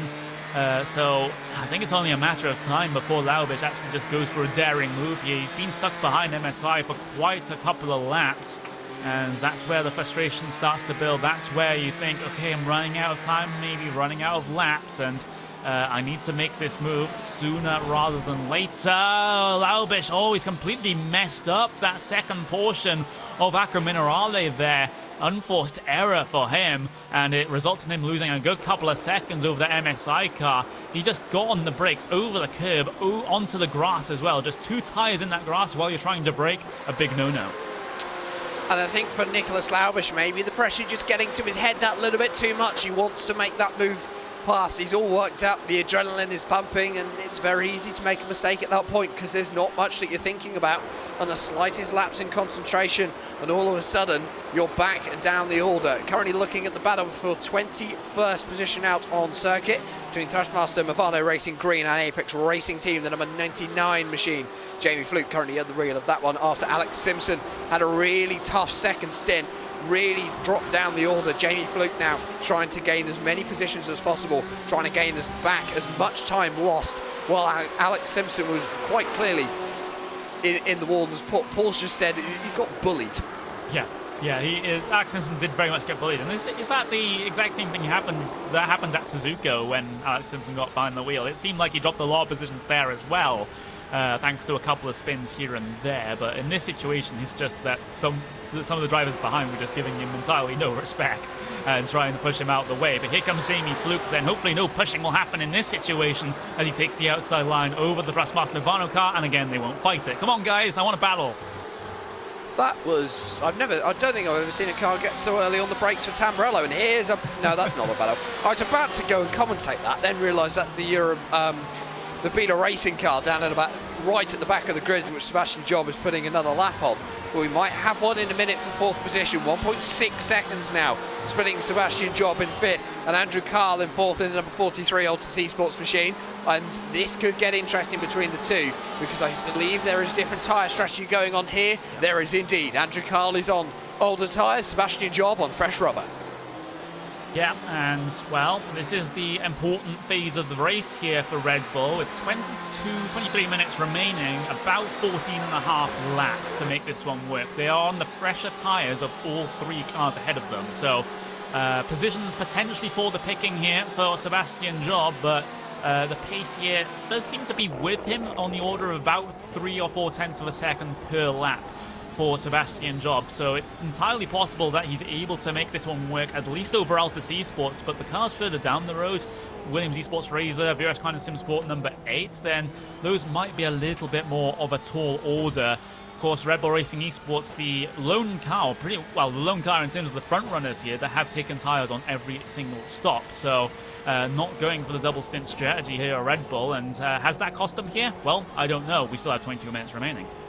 And I think it's going to be interesting. I think the later into the race this double stint has worked well. The only two cars that I can really see in the top 10 who have taken tyres on every single stop is going to be the VRS 81 Commander Sim Sport and of course this Red Bull Racing Esports car. I think for VRS Commander Sim Sport and the number 81 machine hasn't really hurt their race too much. For Sebastian Job, I think maybe it has. They probably should have put him in the car. I'm not sure, maybe put him in the car after the first stop, change the tyres then, and just run that set to the end and done a double, so now would essentially be their second stint on that set of tyres. Yeah, it's been an interesting strategy for the Red Bull guys, considering the context of the race that they've been in.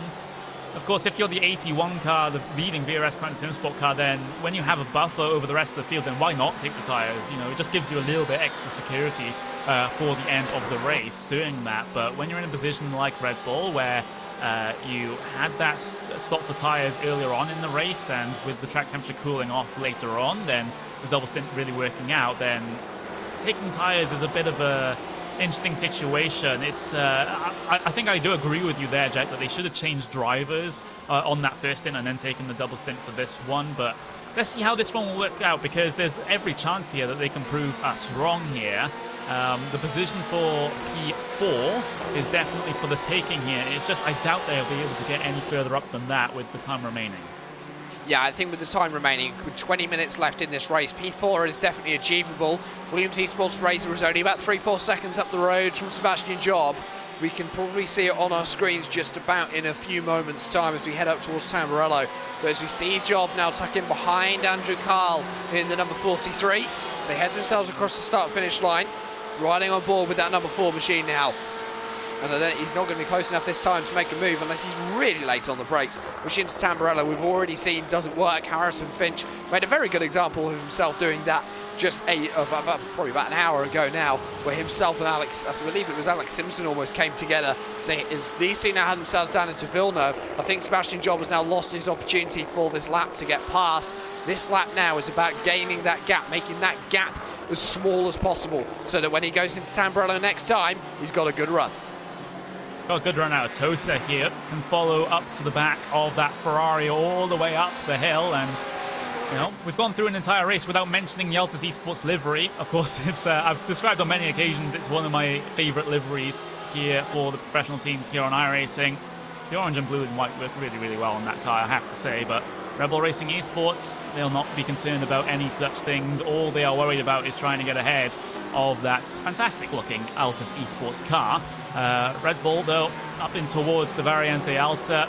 Not going to be a move this time, but it's just a setup for the move now into turn 1. Of course, we've seen moves happen coming through the final 2 corners as well previously, so that could be an opportunity if they leave this one a little bit late. But Again, it's going to be run through these final two corners. Sebastian Job going to be setting up the move here. That Ferrari is going to be very strong in a straight line, so this might be quite tough here for Sebastian Job, but he has a very good run indeed coming out of the final corner, able to get that traction down in that BMW thanks to the fresher rubber, and now he can chase that Ferrari all the way down the pit straight. But look at how that Altus Esports car can just stay ahead all the way down the pit straight, even with the worst traction out of the final corner. That Ferrari just has a ton of top speed to it, and now Sebastian Job, he can't make the move into Tamburello despite having the slipstream and the better run out of the final corner.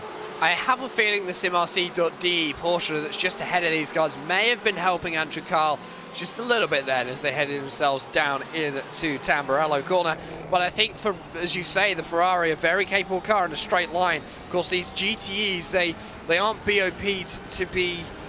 Oh yeah, we can't go through a broadcast without mentioning BOP. They aren't BOP'd to be all the same through the corners. They all have strengths and weaknesses. They're BOP'd to be about the same on lap time. So you'll see the Ferrari is very quick through the corner, quick down the straight, whereas maybe something like the BMW, a little bit quicker through the corners, got a little bit more pace through the corners.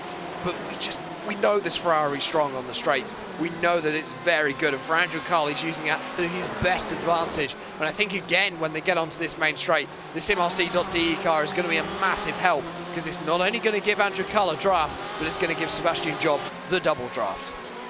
Yeah, there we go. Altus Esports flashing the lights to the car ahead. Universal driver signal of you might want to get out of the way in a couple of moments time as we try to make our way through on you.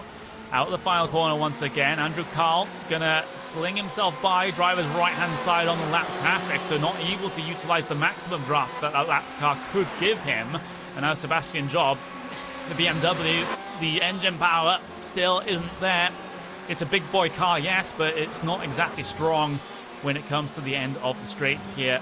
And, you know, it doesn't matter how much time Sebastian Job gains here in the corners. If he can't complete the move where it matters the most, then, you know, he's just trapped. And with 16 minutes left on the clock, is very slowly ticking down. The time is running out for Sebastian Job. And while you say 16 minutes might be a long period of time, yes, it is. It's only about 10 laps around here. So the opportunities are very slowly going away for Sebastian Job. While this is all happening, it's putting Niels Korsch in a better position to hold on to that third place for Williams Esports and the Razor team now for that car. And Sebastian Job, he's looking into Piratella, down towards Aqua Minerale they go. This is not somewhere where it's sensible to put your nose up the inside and force open a gap. Maybe if Freddie Rasmussen was at the wheel, we might have seen a move into there. And the same with the Variante Alta. But he's looking at Sebastian Job. He's going to be letting Andrew Carl know that he's there, filling the mirrors of that Ferrari 488 GTE. Out to the Variante Alta they go, down towards Ravazza. Job closing.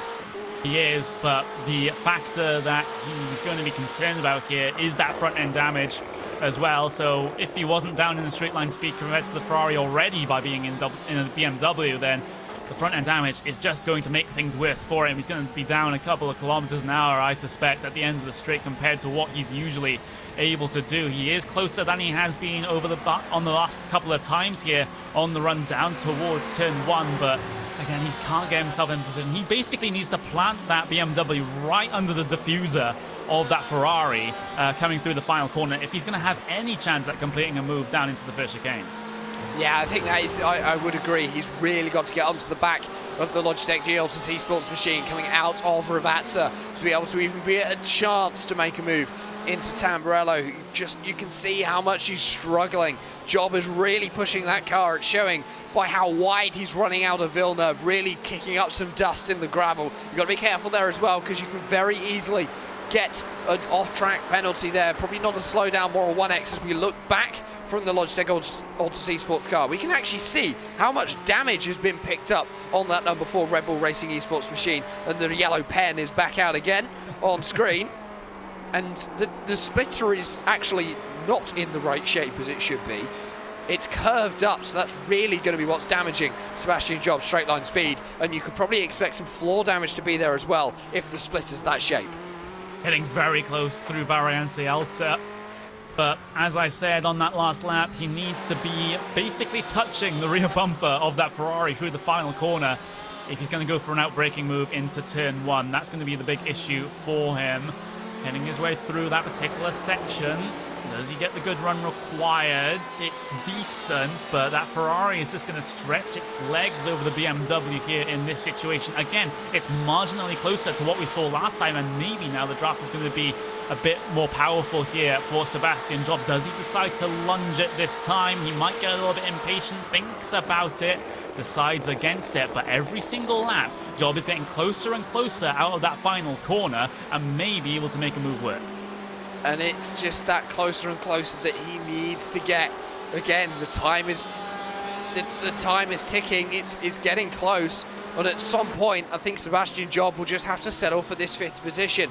A podium, I'd say, is now out. Oh, here we go. He's done it. Down to the inside. Into Tosa he goes. A little bit late on the brakes, I think, for Andrew Carl. Maybe succumbing to the pressure of having the driver behind him. Replay up on your screens now, ladies and gentlemen. As we head ourselves through Villeneuve, we can see what happened.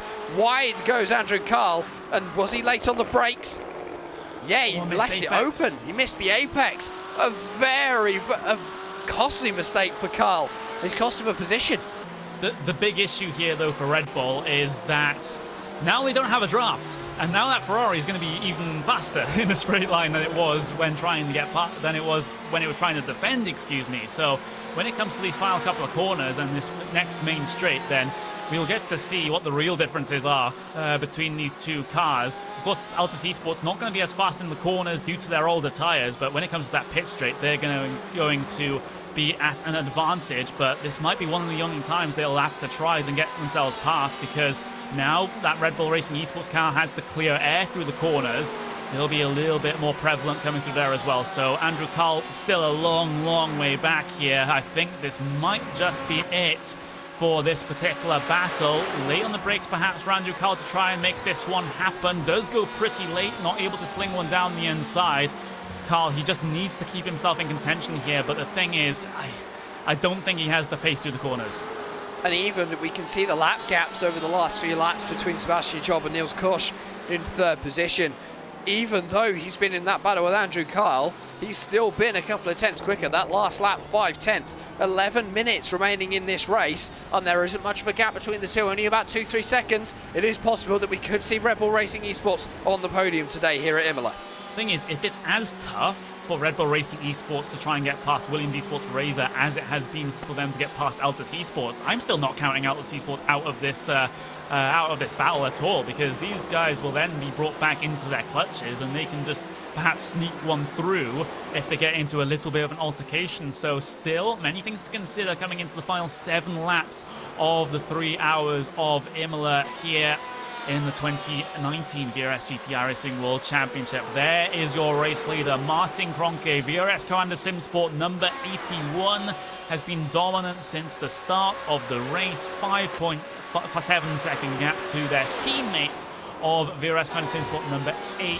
And this is just one of the most ideal races here for VRS Commander SimSport. I can't put it any other way. It will be the second 1-2 in this series for them, and it will be back-to-back 1-2s if they're able to get to the checkered flag.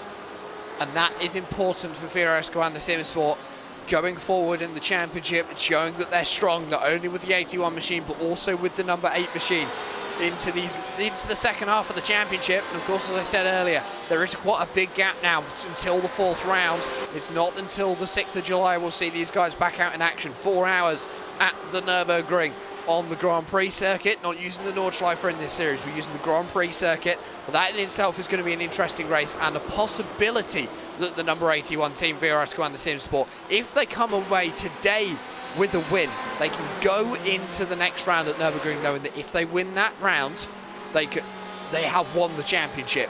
No one can touch them at that point. Yeah. There's an absolutely crazy storyline to be considering when, as I've already said, in the first iteration of this championship, we had a 1-point difference at the end of the season between P1 and P2.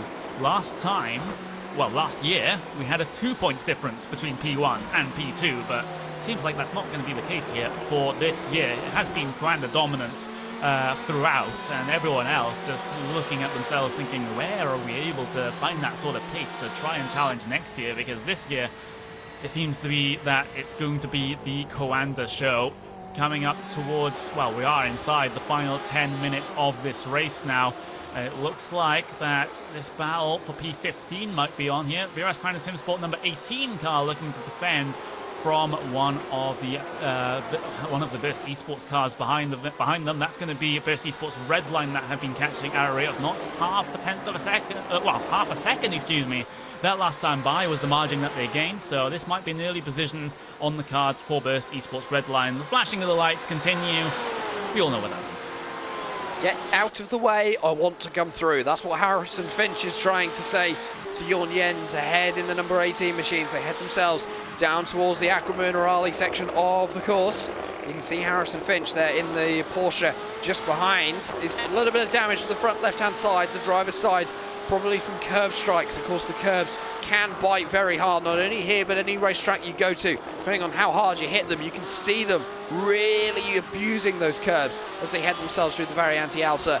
And I think that's where a lot of these guys are picking up damage, especially if they land on that sausage dog curb with any part of the car. You are going to damage it because you're putting over a ton of weight. These cars obviously weigh 1,250 kilograms, about that. You're putting that all down onto a curb. It is going to hurt the car. Replay out for the position or for the pass on P9 by the looks of things. Alexander Voss going to look to the outside of the Vendaval Sim Racing blue machine, and around the outside he will go into Tamburello.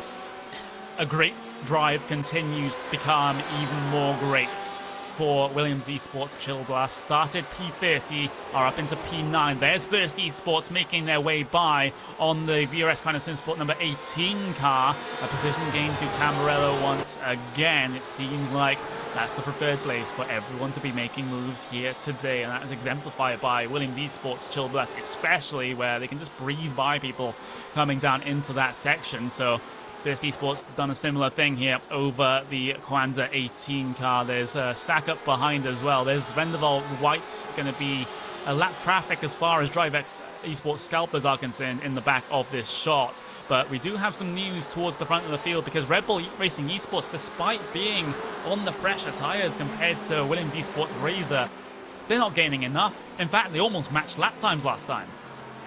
Yeah, and I think that's going to be interesting to see. Still 2.5 seconds splitting the two, but as you said, Niels Koch and Sebastian Job both matching lap times last time around. They have been dealing with a little bit of traffic over the last few laps as these drivers are looking forward. There's going to be a little bit more traffic for them to deal with.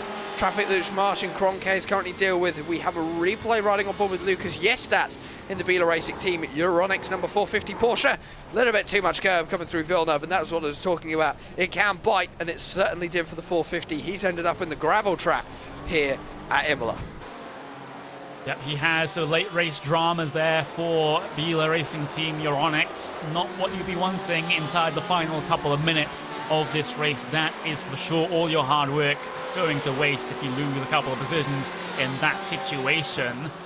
So 4 laps to go. Next time, at least Red Bull Racing Esports head their way across the line, which is the car up on the screen for you now. Continuing on to try and chase that bright green Williams Esports Razor car ahead. But arguably, they're not gaining enough time. Let's see what the lap time difference is across the line this time around. It was a 1:38.771 for Williams, a 1:38.782 for Red Bull Racing Esports. Again, they've matched lap times, and I have to say, I had to come straight out and say it here, Jack. This is disappointing here for Red Bull with the fresher tyres. Yeah, I think it is. It's showing that this double stint strategy clearly hasn't maybe paid off for Red Bull Racing as it has for Red some Bull of the other stopped every single time. No, Red Bull did double stint, didn't they? No, they haven't. They haven't. Oh, sorry, of course they did. Tyres, both stops. Of course they did. Sorry about that. I'm getting myself mixed up between other cars. But it just shows that now we're this late in the race. It's late on in the day, 5:30 in sim. Track temperature is currently 31 degrees Celsius. It's almost as if those double stinted tyres, all of a sudden, they found some new life in them. And they've got some speed, and it's something which Sebastian Job cannot replicate on those newer tyres. Yeah, so in a way, I think this is sort of a strategy misplay here from Red Bull Racing Esports. We discussed it a little bit earlier on. We thought they should have at least double stinted the tires for this final portion of the race, but I'm not sure if it was a sort of time constraint for them. Maybe Frederick Rasmussen needed to be in that car for the first 2 stints because Sebastian Job wasn't ready, for example, had other things to be concerned about. That could be an explanation, but I think this just isn't this isn't Red Bull at their strongest, and we know how fast they can be with Frederick Rasmussen, Sebastian Job. They're such incredible talents, but they've been let down here with some of the decisions that they've made. Yeah, and it's all about that decision making, and you can't work out whether it's been a good decision or a bad decision until you get to the end of the race and you know where you're going to finish. And I mean, as we enter the last 3.5 minutes of this event, now the teams are starting to realise what the implications of their decisions have been. For some, it's been good implications. They've been able to gain some positions and had a pretty good race today. But for some teams, they're going to be walking away from here knowing that they could do better, knowing that they need to work on that strategy, specifically especially with those double-stinted tyres, to be able to be competitive in some of these remaining rounds. Yeah, absolutely. About further back in your field, though, VRS Coanda Sim Sports number 18 trying to defend from DriveX Esports scalpers here. And that's Juan Segara behind the wheel of that Porsche and then their way through the Variante Alta. Let's see if DriveX can get themselves an early position gained here. Of course, it's Spanish sim racing at, Spanish sim racing is a huge community, I should say, and they have a wealth of talent of drivers that can get themselves behind the wheels of these cars. But we haven't seen really a Spanish sim racer come to the forefront in terms of these iRacing World Championships. So I have to wonder if it might be just a matter of time before we see someone rise to the top from Iberia. But here comes Juan Segara around the outside here at Tamburello. Not going to be too committed to the move through there. Alternate line being taken, trying to find the run off the corner versus Jorn Jens. And now he'll have an opportunity here into the Villeneuve chicane. Inside line for Segara, but that Coanda car is so strong in the defense here. Cutback move for Segara for DriveX, and now he has the outside line for Tosa. Still up against it here for DriveX Esports. Out into the marbles and the dirt on the outside of the corner, coating the tires, reducing the grip, and now they don't have the run out of the corner to challenge up towards Piratella. But the thing is, Segara looking for a line through the inside. Not going to happen. Very well defended there from Jorn Jens. And we may have just seen our first team who have got their fuel strategy wrong and had to make a splash and dash to be able to get to the end. Matteo Ugolotti, Apex Racing Team number 95, have made a visit to the pit lane, but they've had a fuel stop of 5.1 seconds, and that's going to be heartbreaking for that team, a team which was having a very solid run today, all of a sudden outside the top 20, maybe pitting a little bit too early or just getting that fuel calculation wrong. We've got a car stopped out of the Aqua Minerale section. It's the number 49, that's Thrustmaster Movano Green. Yeah, they've had a bit of a moment there. Well, they slowed down. Have they got a slow down penalty? Are they running out of fuel? Well, they had a little bit of a spin coming through the Aqua Minerale section, and lucky not to collect anyone else. You see the tail end of that one. There's Altus Esports having to take avoiding action around the outside, but you'll take the 1x, take the slowdown penalty perhaps, and get on with it. There we go. Here comes the opportunity again here over VRS Coanda Sim Sport for DriveX Esports. Got a good run through Tamburello that time. This is the final lap of the race, mind you. It is the white flag out there, and Segara is trying to make something happen here for P16 on the circuit. Again, a cutback move through Villeneuve. A little bit of deja vu here, but is it going to be this time Juan Segara coming out on top? Better run than last time out of Tosa. He can now take that run all the way up through to Piratella, and Jorn Jens simply has to fall behind and surrender the position. DriveX Esports up another position at the end of this race. And for DriveX Esports, that is what it's going to be all about. That final moment pass, the balls to the wall moment where they really do go for it. Who's behind them?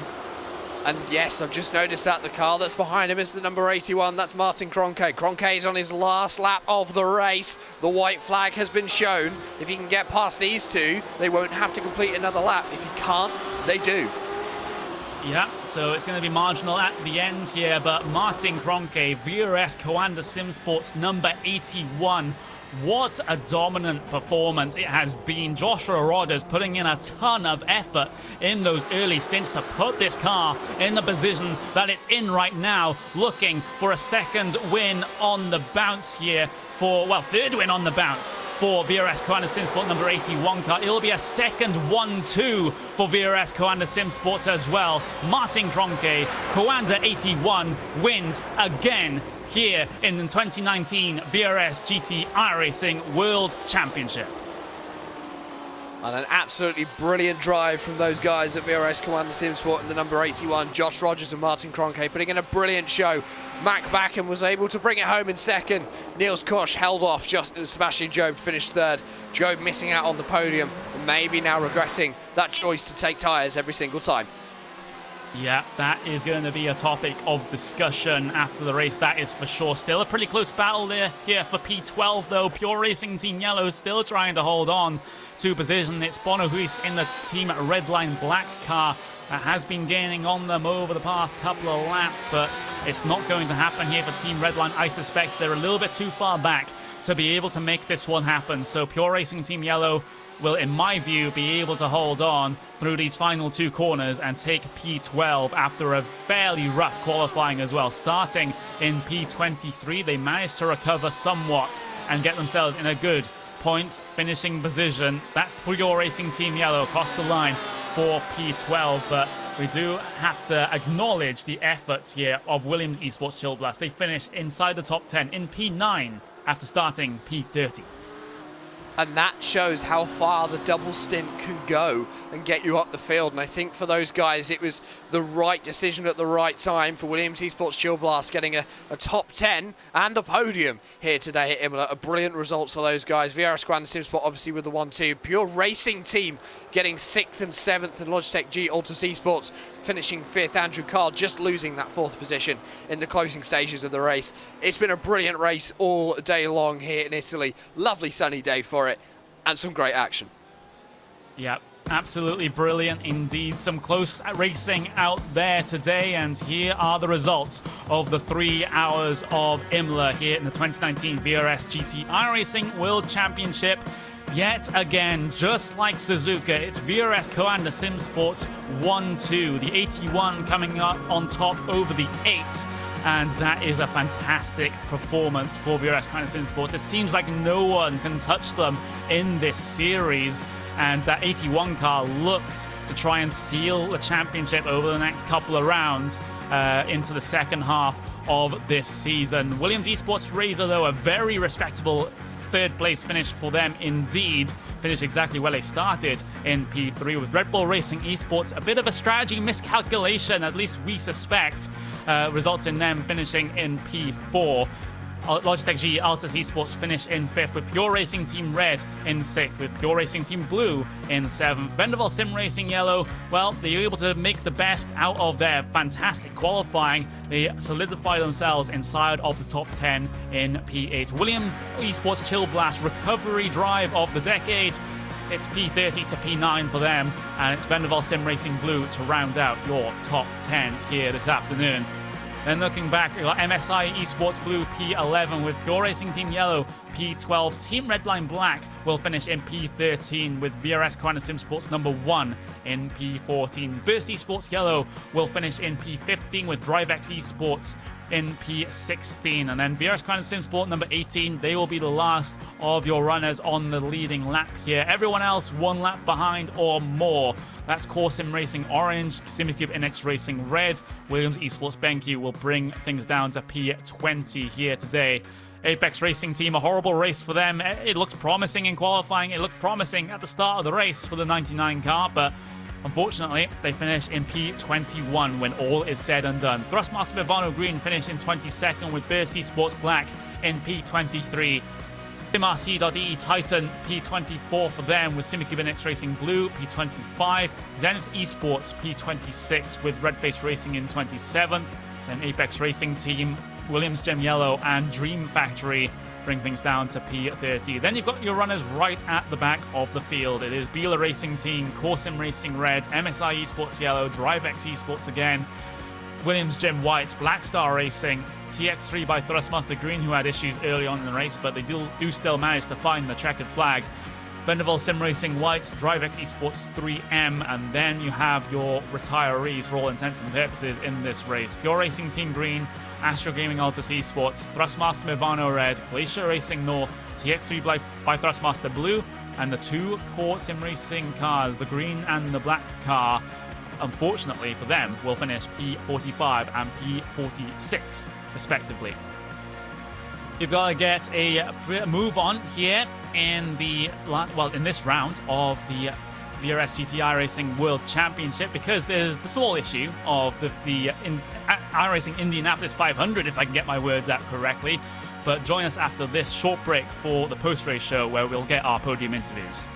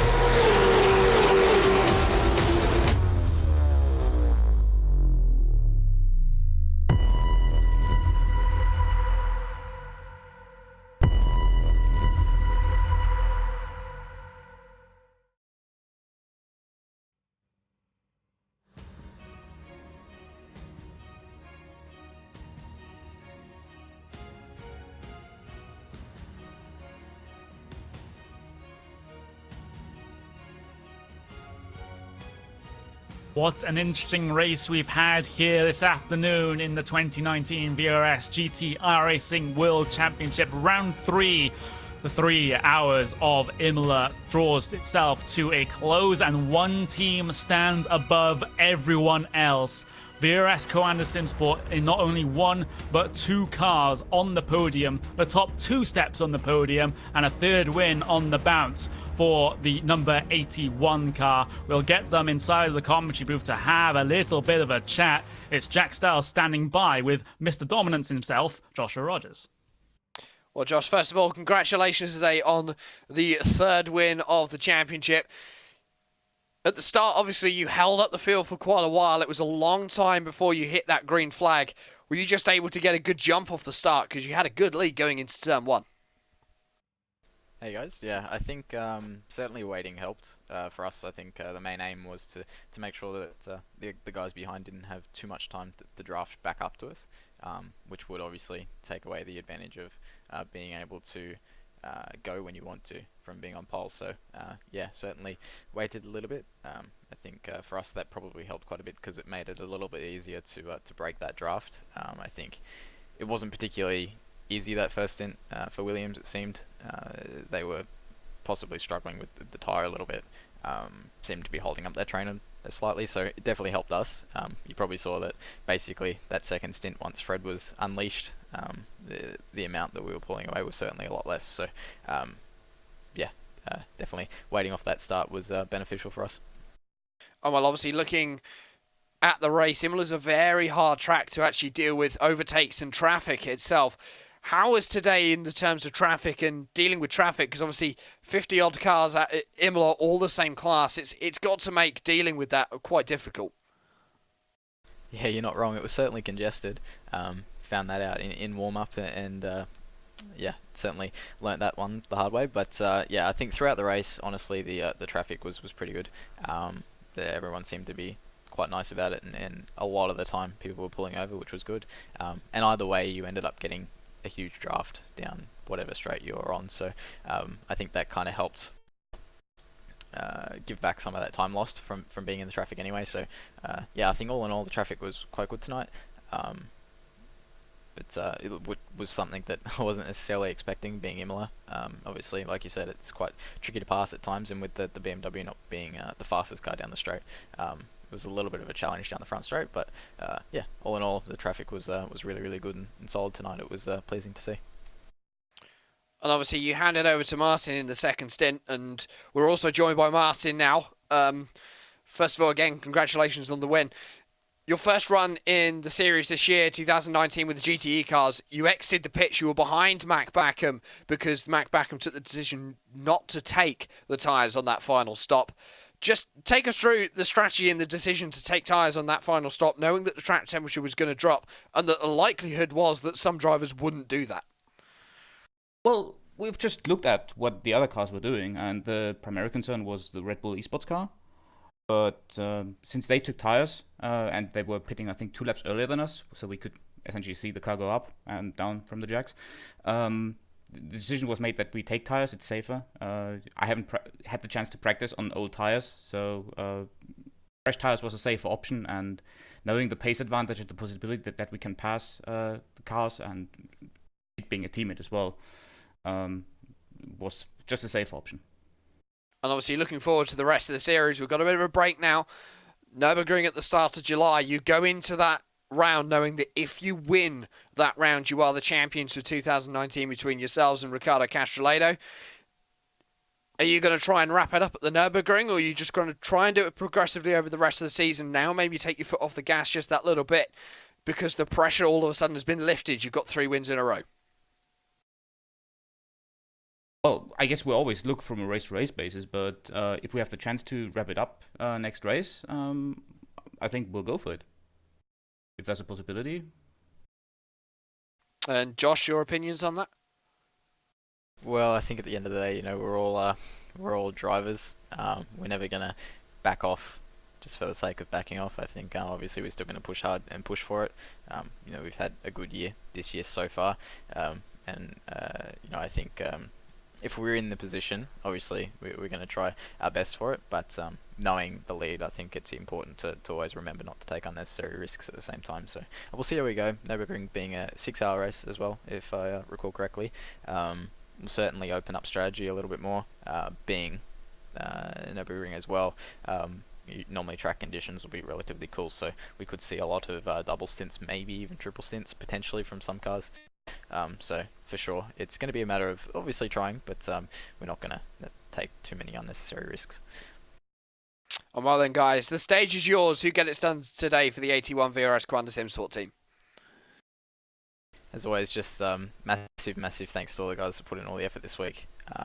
Obviously with Porsche and this series being so tightly packed in terms of races, time has been a little bit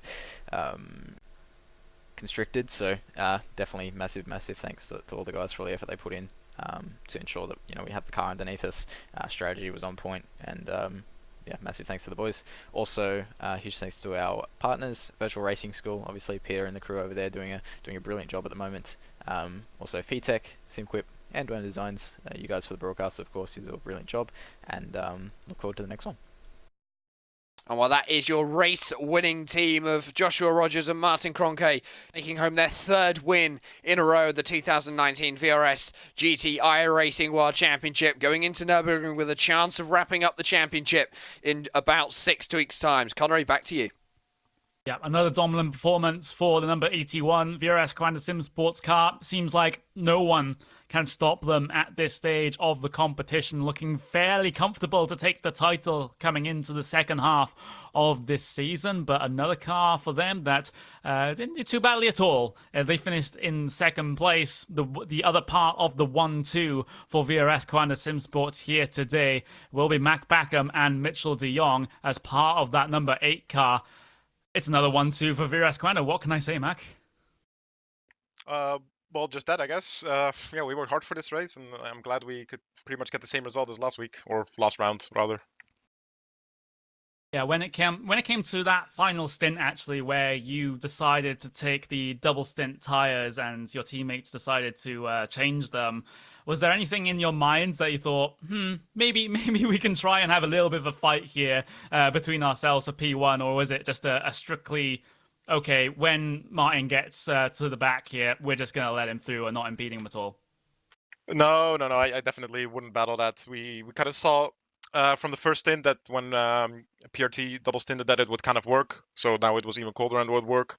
But even though the temperature still dropped, you were still so much faster on fresh tires that it would make no sense to battle. Maybe if it was another car and it was later in the race, then I would have put up a fight. But for this, I had absolutely no reason to try anything. Yeah, it seemed like the double stinted tires actually really favored teams that went for it later on in the race, as opposed to the cars that went for it in the first stop of the race. Was this something you expected coming into this race from your testing, or was it due to the conditions that we have here with a fairly hot track temperature with the clear skybox? We were kind of in the middle of it, to be honest. We knew that if we were going to double stint, we were definitely going to do it at the end. So that's why Mitchell only ended up doing one stint in the end. So I wouldn't have to go out kind of not warmed up on all tires. So yeah, we just took that into account that we may have to double stint. And then in the end, when we saw that it kind of already paid out for Pure on warmer temperatures. So when it got even colder and colder in the race, we were pretty sure that we were just going to do that. And then even if it didn't work, we would still have track position.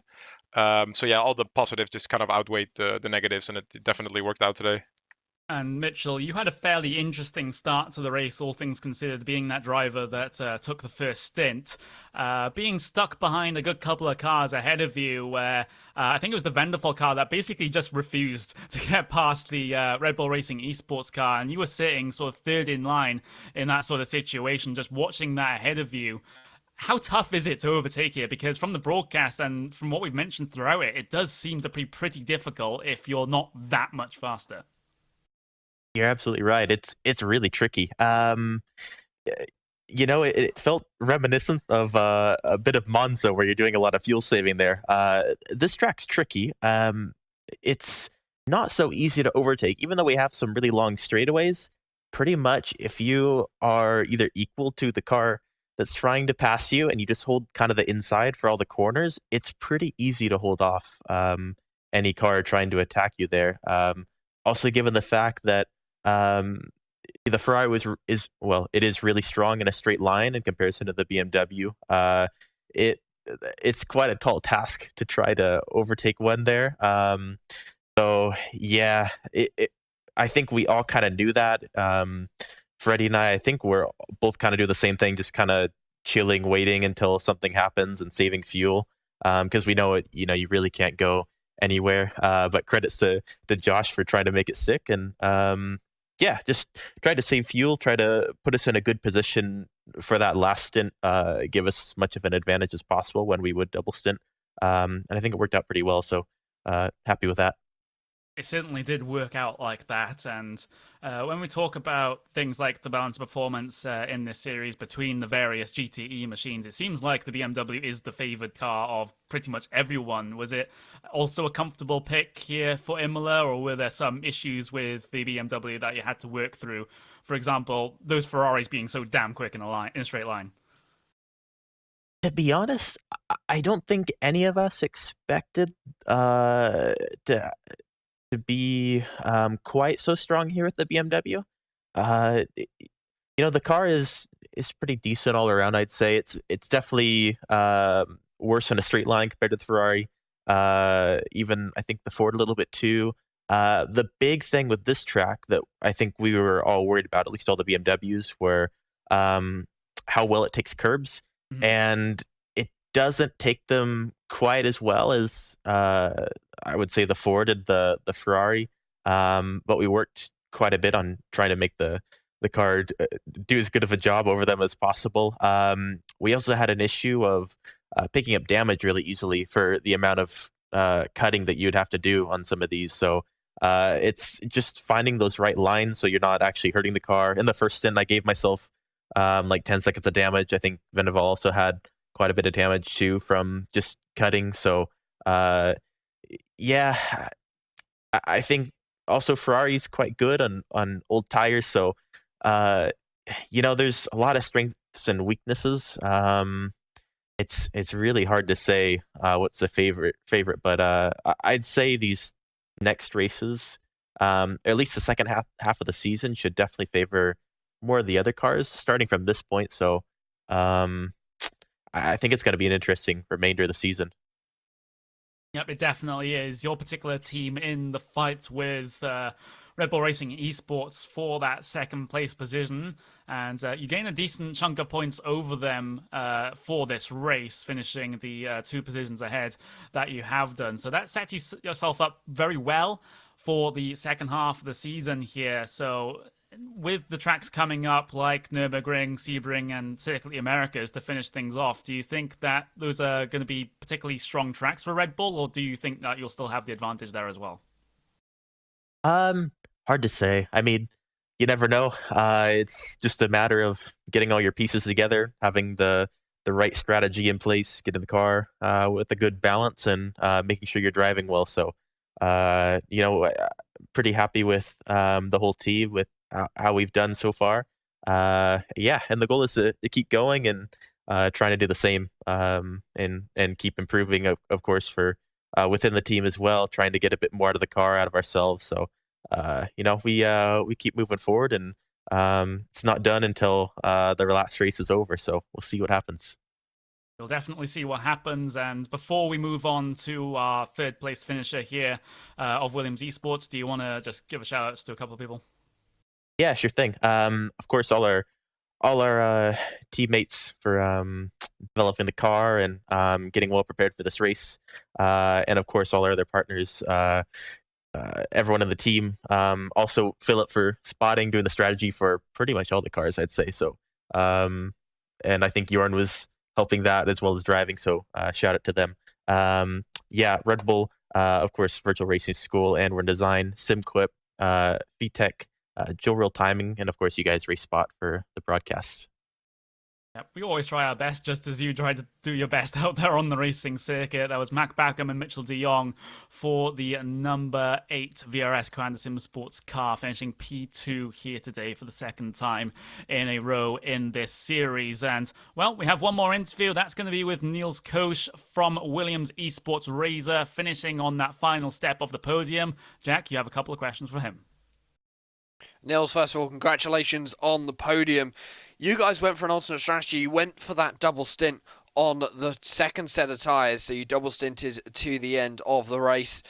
Highest Ferrari in the ranking. We saw the Ferrari very good on the straight line. Were you starting to suffer on those older tyres in the latter part of the race through the corners, or was it feeling okay? Hey, in the end, and in the beginning of the second stint on the old tires, it was a bit hairy, and then as more fuel came out of the car, the tires started working better, and yeah, it didn't help that Red Bull was pushing that hard from behind, so it was quite a long hour for me. Well, that was actually going to be my next question. Red Bull Racing Esports, obviously, big pressure from behind for you guys. You were trying to hold on to that podium finish. They were on new tyres. They were on fresher tyres than you. They were closing the gap. You were actually matching lap times towards the end of the race. Were you feeling as though Sebastian Job was going to be able to close that gap and try and put on pressure for third position, or were you feeling confident you could actually hold on to that final step on the podium? I definitely felt he would catch us in the first half of the stint, and then of course it did help that Altus probably made life for them a bit harder. So thanks to Altus Esports for probably saving our third place. And yeah, then in the last 10 minutes, I when he passed Altus, I was thinking, okay, now it's over, because it was 10 minutes to go.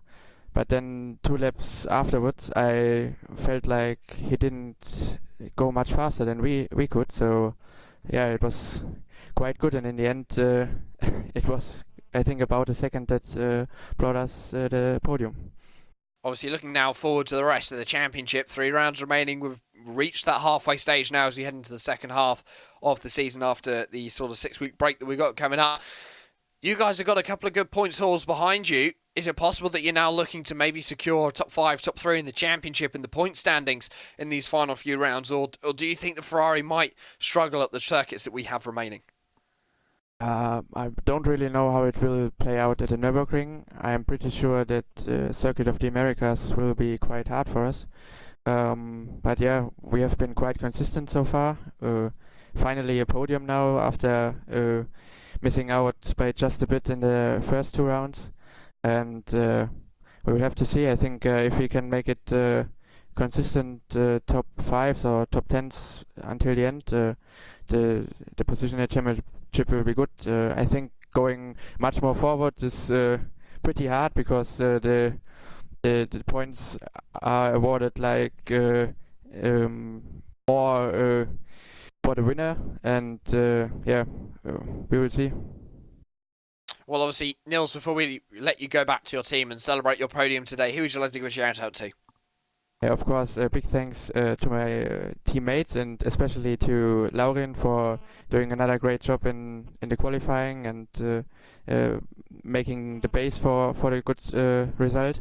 And then, of course, thanks to all sponsors from Williams Esports, Chill Blast, Team Razor, BenQ, Playseat, Fanatec, One All Esports, and Hoisingfeld Engineering. And thanks to you, of course. Well, that's Nils Kosh. He came home 3rd today in the Williams Esports Razor machine after going for a bit of an alternate strategy on double stinting the tyres. A successful day all around. Very successful indeed, but that could be said more for Coanda Simsports than it could be for Williams Esports, despite their good finish. But still, we've had a fairly interesting race here today at Imola. It looks like that theme is going to continue for the rest of the season as well. We've got a bit of a break here before we get our next round.